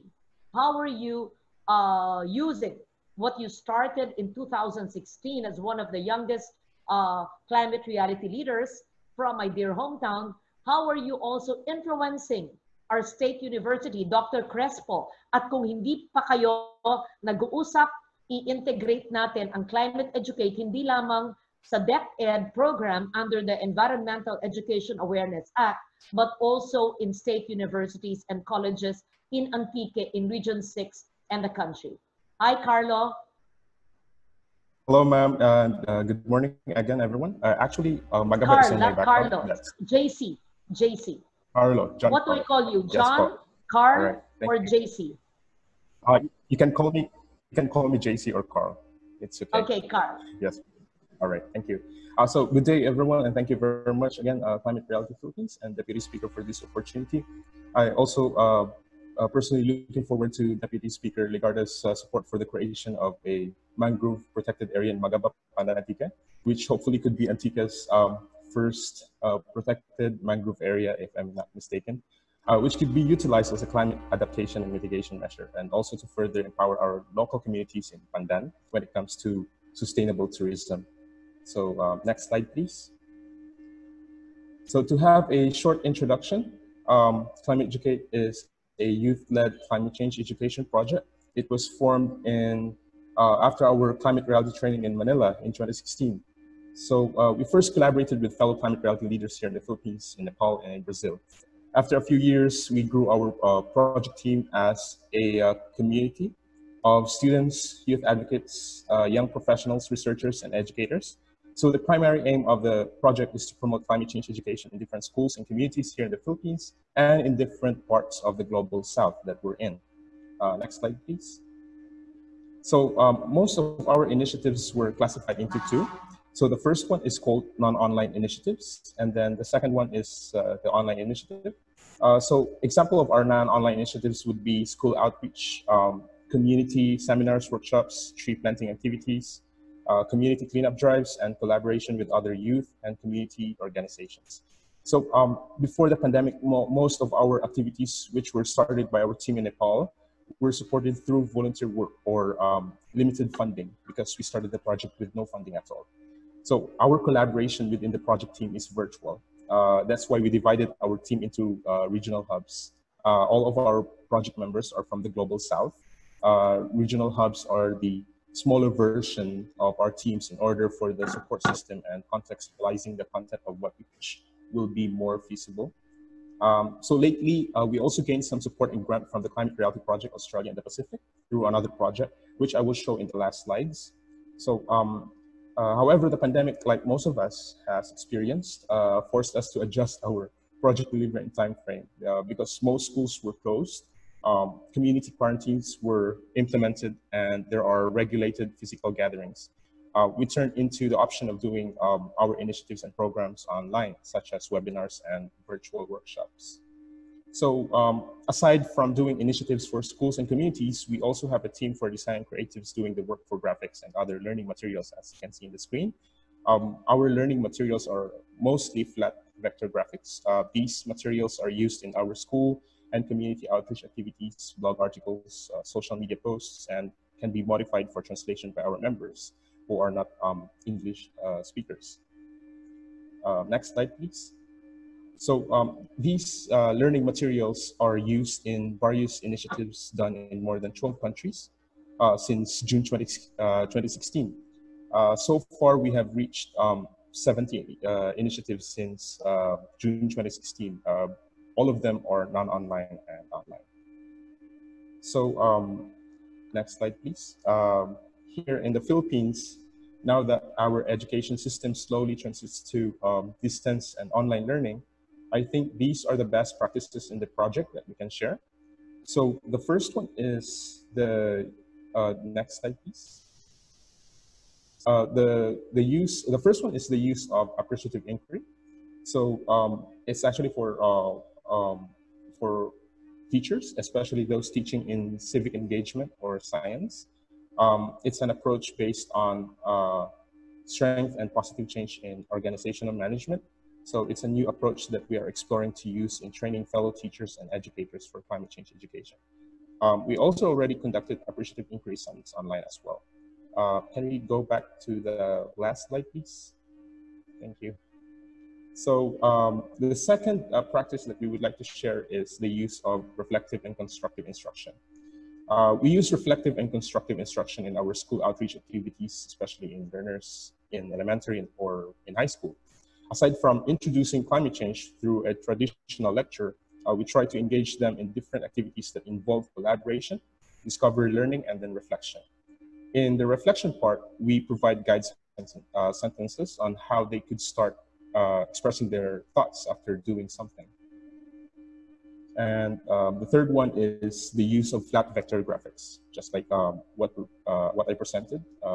The use of flat vector graphics, which is always emphasized in most of our initiatives, because most of our learners nowadays are more into visuals.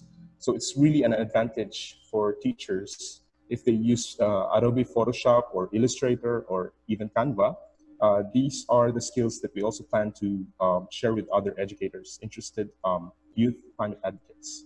And the fourth one is educator to educator collaboration. Collaboration is really important for learning, especially for teachers. Through an online network that we created, we invited teachers from schools and communities that hosted our initiatives since 2016. So the network serves as a platform for sharing of best practices, sharing of materials and references, and other forms of virtual engagement about climate change. So can we go to the next slide, please? So these practices are all part of our current project with the Climate Reality Project Australia and the Pacific. Although the pandemic has somehow really affected our expected deliverables and other plans, we have adjusted and make everything flexible for most of our team. So for our Nexus project, we aim to first boost teacher-to-teacher collaboration, not just domestically, but also globally. The second one is creation of both online and remote educational platform for climate change action learning, which is ongoing. And the third one is supporting our non-online initiatives or school and community outreach, which we hope to resume if our current situation has improved. So to end my presentation, let me show you, can you please go to the next slide, please, to the last slide. To end my presentation, let me show our small output as a team. These are from our members from the Asia Pacific, Africa, the Middle East, and South America. So we'd like to tell our fellow youth climate advocates here in our country and across the globe that together as one, we rise to fight the pandemic as we continue to save our planet. Padayon kag durog bigla salamat. Thank you. JC, thank you very much for what you're doing to educate the youth of our country. May I know whether this is already actually utilized by DepEd and who developed the programs? Are you continuing to update your programs on disaster risk reduction, climate change adaptation and mitigation, and actually to simplify, let's say, the adaptation practices that can be applied by the youth, by local communities? So how do you update your content and allow more DepEd schools to use it, and even elevate the level so that state universities and colleges can use what you are doing? We recently made contact with the Department of Education's Office for Disaster Risk Reduction and Climate Change. So our content is usually being updated by our team, which is mostly are not from the Philippines, but we try to simplify everything from the terms to the science.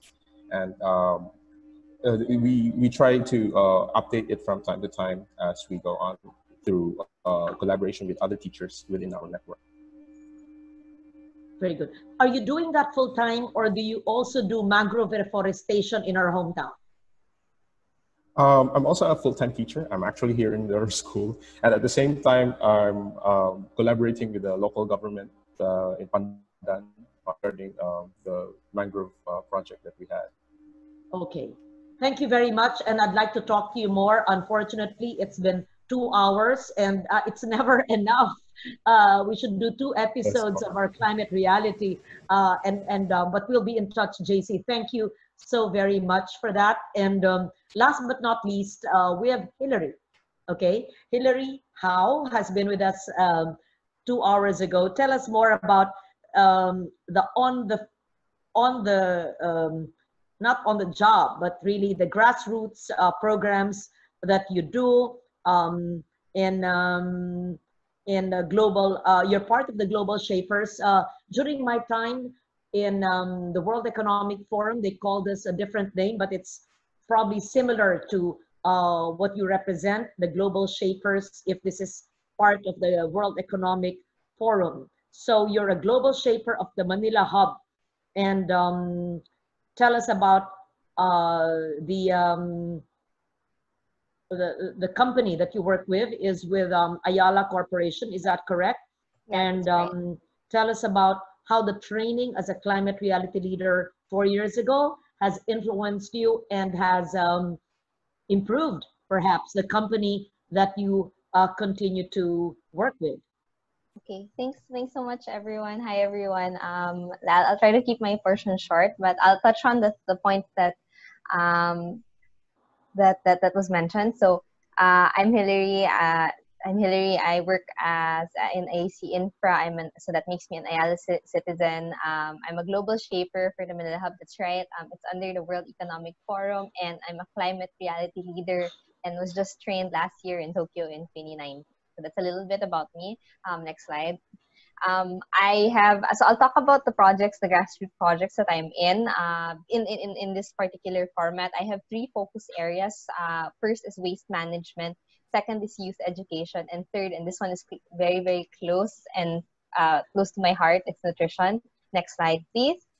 So for waste management, this is really in line with what the work that not really in line with the work that I do, but I try to help out. And this is aligned with what some of the work that AC Infra does is we deal with waste management. And Ayala as a company, we take sustainability seriously. We measure and include sustainability targets in our annual report, in reports that we produce annually. And some of the projects that we're involved in, first is a project we call Walang Plastikan. So if you see on the slide here on the left-hand side, it's a company-wide initiative to clean, sort, and properly upcycle plastics. So we decided to start with plastics before we go with the other segregation, the other types to segregate. And it's been really we've been really surprised to see the support that within the company in participating and really cleaning and segregating their plastic.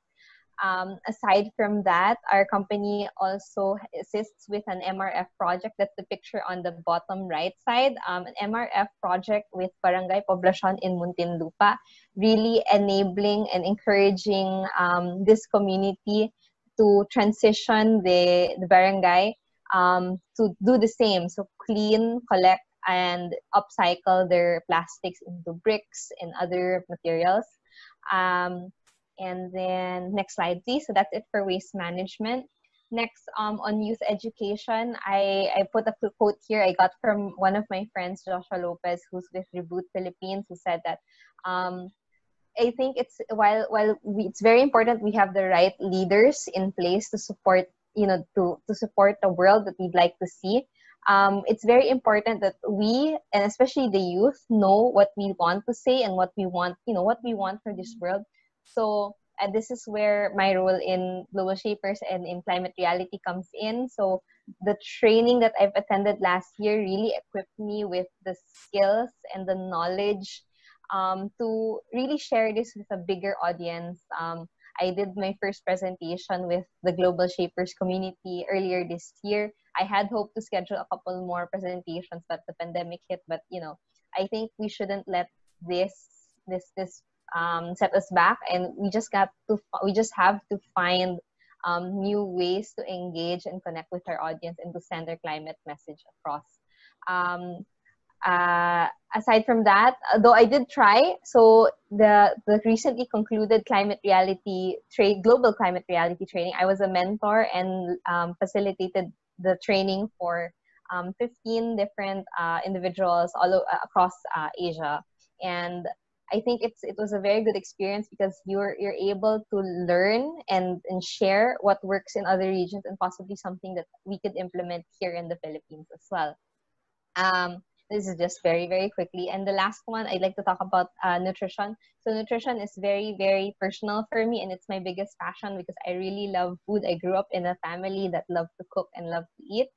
On Instagram, on my account, I really talk about the intersection of food, culture, and nutrition because we can try it. I personally advocate for a healthy, well-balanced diet, but if we're not sensitive to what the culture is or what people in a certain, what the people are used to eating, they're going to push it aside. And so I am taking this plant-based nutrition offered by Cornell University right now. And and most recently during the quarantine, I've worked with this chef in Cebu to develop easy, affordable family meals under 100 for a family of 5 using the relief goods. So think what you can do to upgrade a can of sardines or pancit canton. It doesn't just have to be there. You could add a few vegetables and you can make it something more nutritious for the family. And I think it's very important that I find nutrition very important today because you can see from the cases like you have resurgence in Vietnam, you have resurgence in so many places. There's a second wave, and the best defense for us now in C19 is really a strong immune system, keeping ourselves healthy. And I think that's one of our best contributions to our fight with COVID today. All right, next slide, please. And touching on that, if I can, just very, very quickly before we wrap up, I'd like to talk about how anyone listening on this call could possibly adopt a more balanced diet in their lives. I personally use this guide from offered by the Harvard School of Public Health on the healthy eating plate. About half your plate should be fruits and vegetables, about 1/4 whole grains. It can be brown rice, red rice, black rice, corn, oatmeal, and 1/4 healthy protein, lean meats, garbanzos, mung bean, mungo, all of these things. And there's so many ways, and it doesn't have to be limiting. I put pictures here on the right to show you it's not just salad. It's just that you have more greens on your plate. And I encourage people to adopt that. Next slide, please. And why do I say this? I think I'd like to talk about my story very briefly and why I follow this guide. So I've been speaking to many people, and I think this is why it's important for us to talk to people outside of our natural circles. I spoke to somebody from overseas who's telling me that things like dialysis centers are not so common, and yet here in the Philippines, I think we see one in every barangay, every city. It's common here for people to be scared or to hear relatives that have diabetes or who are obese or who have hypertension, and I feel like it's something that we shouldn't accept. It doesn't have to be the standard, and we can do better, and we really need to change that. Part of it is probably, I feel that most Filipinos don't think they're fat just because we're a very slender people. And so what we may have this perception that to be obese is to be American obese, slightly bigger. But for us, just because it doesn't look like they've gotten so round doesn't mean that you're not actually fat on the inside. And I think that's something to change. I personally was this thing called skinny fat. I looked like I was slender, but inside I was actually carrying a lot of fat in between my organs. Okay, next slide, please. So that's very brief about me, but just as a takeaway for anyone listening, I'd like to share my principles on selecting what to eat. Again, I go back to nutrition and food is really something that I'm passionate about, and I think this is something that shouldn't be too difficult to incorporate in our lives, and in a way it has an effect on the climate. With if we eat more balanced, that's more fruits and vegetables, and that's actually less strain on the planet. That's less strain on the planet because we consume less meat, and we need to raise less cattle. And also my guiding principles, it's EAT. The first one, honestly, it's finding a why you'd like to eat healthy, or you'd like to eat balanced.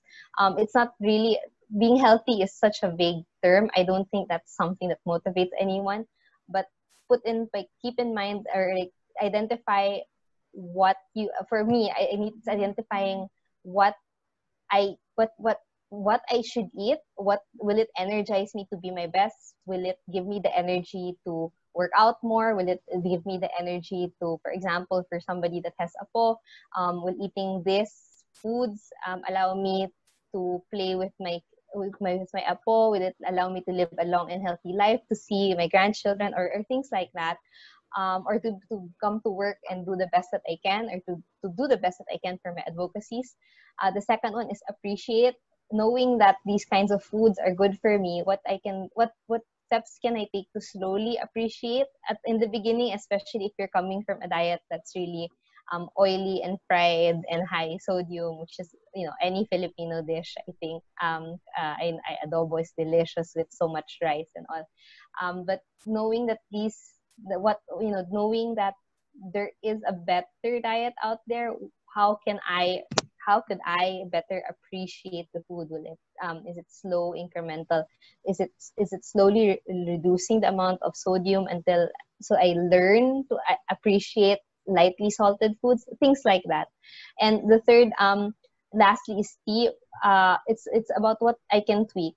Is what I choose to eat, will it help tweak the system towards a more sustainable planet? So recently, and I put a picture here of CFA, recently I've subscribed to this company called the Good Food Community that works with farmers, and the system is quite novel because you buy a share into the farm, and so regularly, week on week, depending on how long you commit your pledge, is you are delivered fresh organic produce from these farmers, really promoting them to plant organic, to plant right, and to plant healthy for the soil. So I think that those are the three things that I follow, and I think these are the three things that would be helpful for anyone listening to select what to eat and how to eat much better. So thank you so much, Hillary. Natutuwa ako na yung mga ginagawa ko sa buhay, ang mga advocacy ng ating mga batang climate leaders. Do you know, Hillary, that I grow my own food? Oh, really? Wow. Yes. I've not purchased any vegetable from any palengke or grocery. Basta nasa bahay ako, pero pag nag-travel, syempre, I have to eat what's served. I grow my own food. Bawal na bawal, parang mortal sin na bumili ng gulay or herbs at hindi ako gumagamit ng mga sahog na puro natural at yung pampaasim, kung hindi batuan, libas, kung hindi sampalok. Tapos ang aking almusal, palaging may talbos ng kamote o kaya dininding o kaya fresh green salad na akong nagtatanim. Wala akong malaking farm, pero talagang minamaximize ko yung pagtatanim ng gulay at akong gumagawa ng sarili kong fertilizer mula sa food waste at lahat ng aking kinakain, maliban sa karne na bihirang-bihira ako magkarne. Una, bawal ang baboy at karne, pero minsan nakakalusot. Pati ang manok, kumakain lamang ako pag ito'y free range at pag organic ang kinakain ng manok. At syempre, bawal ang mga condiments na mga debote o delata, at sorry na lang sa mga advertiser na delata, bawal ang delata sa aking bahay. Kaya so bawal kami ang debote, ang delata, bawal ang may MSG, sorry na lang yung gusto mag-commercial ng MSG, at lahat ng aking pati mga patis at mga sa mga chef, pero ako yung mga aking sahog ay galing sa puno dahil lahat naman ng ating mga dahon ay merong silbi, hindi ba? Kung pampaasim, hindi naman, ayoko magsabi ng brand, hindi naman kailangan bibili ng pampaasim sa grocery. Correct. Pwede ka naman, kung meron kang tanim na libas, na batuan, at sampalok, at Kahit bayabas. guapa. Oo, po. So natutuwa ako sa plant-based diet ko dahil yan ay aking way of life sa mga nakaraang taon. After this, Cherie will call you. Magandang tulong din, public service, ilagay sa Facebook page mo, sa akin din, ano ba yung mga plant-based menu sa lower than 100 pesos na pwedeng ipamigay. Kasi tayo puro, sa disaster, puro na lang delata mentality. Puro bibigay na lang ng mga noodles. Ayoko magsabi ng brand. Noodles at delata. Para bang killing me softly. Di ba? It's so unhealthy. Na disaster na nga, na pandemya, tapos ang binibigay pa, naka-single-use plastic, delata na, debote pa, may sodium at saka MSG pa. Ang sama-sama. Pero kung ako, ang ginagawa ko, yung talinum, alam niyo yung talinum? Wild lang yan eh. Yes po. Pero yes. talinum is a very good antioxidant plant. So, namimigay ako, nakabulto-bultong talinum, yun ang mga pinamimigay ko at hindi ako nagdedelata. Sorry na lang sa mga advertisers po. Anyway, so Hillary and all of you, thank you so much. I have to read all the comments. So, after this is not the last. Nashreen, I ask for nothing for myself, but what Climate Reality Philippines has to do is to push the way forward for all those who presented today, whether it is the education, climate educate of JC, or the plant-based nutrition, recipes and diet of Hillary, or the Zero Waste Academy of Jessica, that's implementing my 1998-2001 ESWM, and many more. Let's do concrete examples in our homes, in our communities, and encourage other climate reality leaders and non-climate reality leaders to implement what you are already doing on a micro level in your areas. And I would want to be with you in that. Nashreen, if you could please make sure so that all this talk will not go to waste. For after all, it may start with a vision, it may start with debates and talk, but talk cannot save lives. It is through our efforts in the local level. Urgent local climate action is most important. And I wish that you would put that online so that others who may not know what climate action means will understand, ganun pala. Kamukha ako, nagtatanim ako ng adlay. Yung tinatanim kong adlay na mas healthy kaysa sa white rice, no, Hillary, ay yun ang kinakain ng aking household. At saka, ang aking household at lahat ng staff ko, Tala and Shiri, alam niyo yan, libre na ang kanilang tanghalian bago pandemya sa HOR, House of Rep. Nagdadala ako ng organic na gulay sa aming tanghalian araw-araw. Ako ang caterer sa Senado at sa House of Rep ng aking opisina, sharing my baon with my staff. At saka, pangalawa, kanina may nagsabi about utensils. I say no to any utensil kasi gumagawa kami ng bamboo at coconut wood na utensils sa Antique. It can be done anywhere, can be done Bukidnon, anywhere. Anyway, so 12:20, I have to read a lot of, but we have to read this because ang daming, they made an effort to message on Facebook, so I just have to read it. Siti Zubaida Usman Murud, good morning. Kanina pa siya Axel Rose Salas, let's get it on. Aron Margazo Victoriano, good morning. New climate leader here, very good. Lon Maglipas, good morning. May Ritz de Lima, good morning from Belison. Andre Untal from Sibalom, very good. Maken, good morning from Mandaluyong. Gian Adesas, good morning po. Aliza May Argente, good morning. Lon Maglipas, God bless Climate Reality Philippines. Rolando Echanova, good morning from Sultan Kudarat State University. Sarah Jane Escario, good morning. Bianx Magulio. Romel Resurrection, nakakatuwa Maraming mga pangalan nakikita ko every week nandyan. Nakakatuwa. Meron tayong steady, regular viewership. Gemma Regina Pestanog Corpus. A little late today, but will definitely not miss this episode. Hindi balik kayong late kasi late, mahaba rin kami. Okay. Si Sheila Diaz Meneses. Oh, from Leyte. Hi, Sheila. Jera Cortez. CRP leaders, good morning. Rafaela Merle. From Pagbilao, Quezon. Nako, I went there when I was a teenager.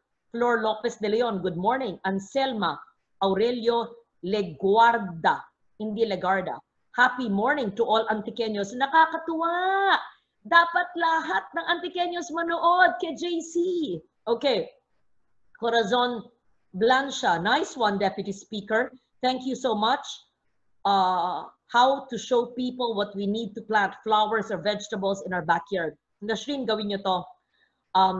Yung mga forest garden, yung simpleng maski sa paso, maski hindi nakatira sa farm, maski hindi nakatira sa may backyard, maski sa isang bintana, may isa ka lang na resikulong bote o lata na merong halaman, masaya na ako. So kailangan lahat ng climate leader may urban o rural garden. Ha, pangako, Nashrin ha.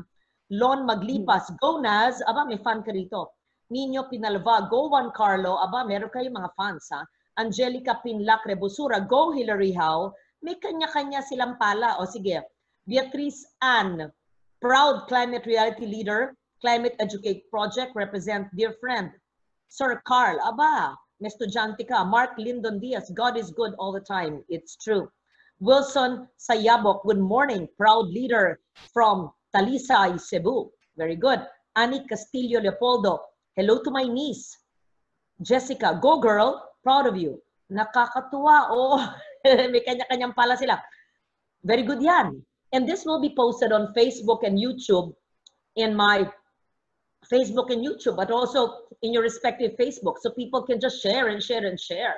This almost 3 hours. So let me see. Okay, I have to wear my glasses. Rudemar Atilano de Crepito from City of Dasmariñas in Cavite. Lourdes Alcalabreva. Lizelle Goleta from Belison. God bless all of our good leaders like you. Salamat, durugid na salamat. Vanessa Carantes from Benguet in Baguio City. What's Table 85? Nakakatuwa. Tas naka-heart. Deputy Speaker Lauren Legarda, such an inspiration. Thank you po. You all inspire me as well. Sofia Manzano, good morning. Ryan Kuwanan, hello to fellow climate leaders of 2016. Melody Garin, hello. Aba, mga climate reality leaders. Emma Pagunsan Bastonero, proud of our Congresswoman, duro gid nga salamat. Seth Pilapil, I just love how Deputy Speaker Lauren Legarda engages the youth climate reality leaders. Wow! Enjoy ba kayo? Masyadong madaldal, hyper, di ba? Okay. Jonas Maridumdum, shout out to Table 72 of July 2020 batch. Yung table nila nung training. Lex Tangangco, go Johnny Altomonte, go, go, go. Okay. Antonio Ingles. Okay. Anong ibig sabihin ng nosebleed? Anong ibig sabihin nun? Nashrin? Because they were speaking, yes, they were speaking in English. That's why it's a joke. Kasi English kayo eh. Dapat kayo Tagalog. Ngayon kayo. Ayun. Huli na. O next time Tagalog. O sige. Tama nga sila. Lon Maglipas, marginalized groups in the Philippines will only really understand the situation of climate crisis by heart, and it will explain to them using their own language. Tama. Filipino, Bisaya, Ilocano, Kinaraya, Ilonggo, iba-iba. We should go local languages next time. Antonio Ingles, climate challenge, language usage, technical terms and vocabularies, contextualizing its messages, appropriation of cultural differences, enabling the Madla people to action. Thank you for your critique. It is well taken, and we should have done it and simplified na hindi yung policies na hindi maintindihan in simple language. Lon Maglipas, even a normal Filipino doesn't know what is a planetary doctor. Okay, so we simplify next time. Saint Vin, There's an innovative reusable mask from DOST, and someone can collaborate and produce it for public use. Look into that. Dapat ganun, reusable talaga. Seth Pilapil, Omorc City's LCCAP includes health lens, thanks to the support of UN Habitat. Okay, and they're building climate resiliency through urban plans and designs. So hindi naman lahat ng LCCAP, because earlier it was mentioned that the LCCAPs don't have health. So there's a health aspect in some LCCAPs of our local governments. Marco Nico Baloloy, go Ate Jess. Myself Paunli, go Ate Jess. Dr. Xiao Chua, Dear Kong, mabuhay kayo. Nako, si Professor Chua, Climate Reality. Felix Alexander Abrugar, watching from Hagone, Bulacan. Beatrice Ann, I don't even use my straws. Very good, because my lifestyle doesn't even need it. Ha ha ha, tubig at lagok lang. Okay yan. Vincer Kibral, kaka-inspire. She's so happy daw. He's so happy and excited to be part of the Climate Reality Project. Beatrice Ann, eto na, Climate Educate. Ayan, naka-italics lahat. Okay, very good. Amelia De Gia, go Jong, go Pandan, go Pandan. Okay. Seth Pilapil, John Carl Alonsagay. Very good. 70 initiatives in 12 countries since June of 2016.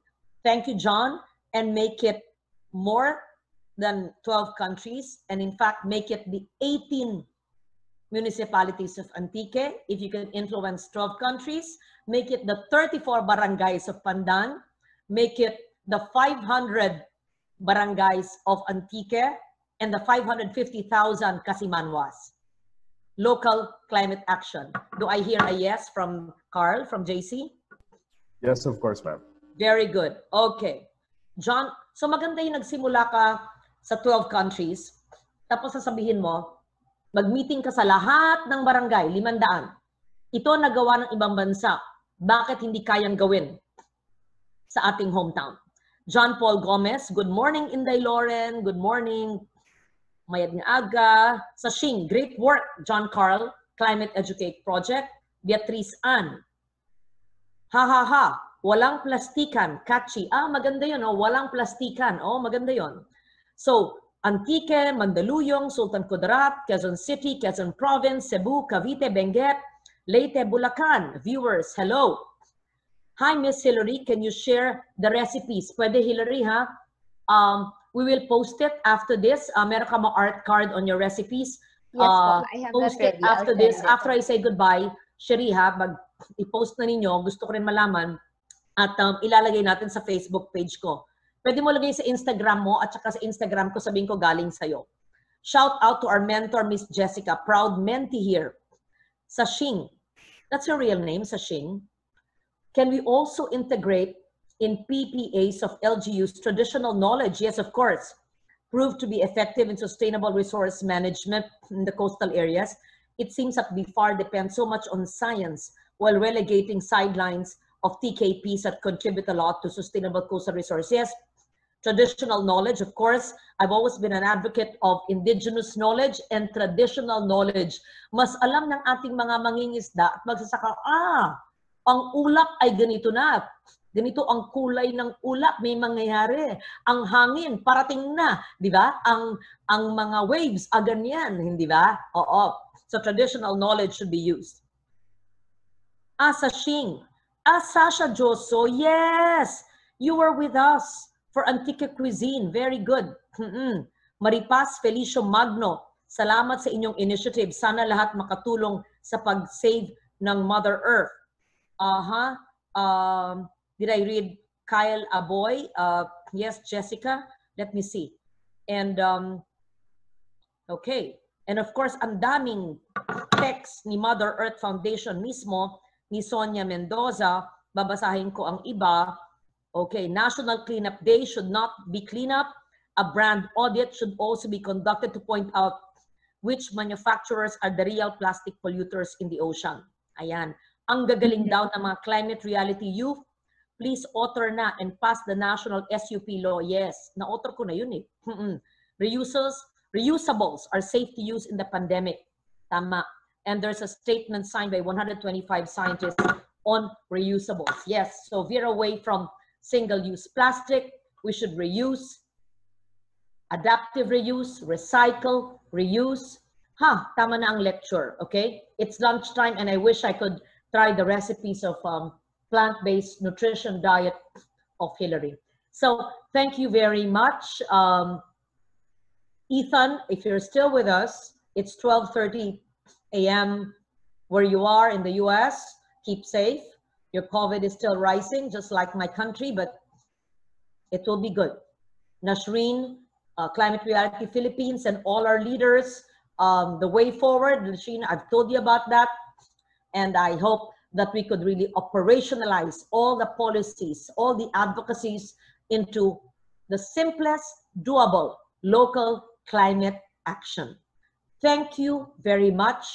As we say in Antique, duro gid nga salamat, palangga ko kamo. Thank you very much. We'll see you again. And please post it in your YouTube, Facebook, Instagram, whichever page online, and promote it, not for ourselves, so that they can learn from everything that we've discussed in this 2 hours and 35 minutes of learnings, sharing, and wisdom. Thank you. God bless. Isang luntiang Pilipinas sa ating lahat.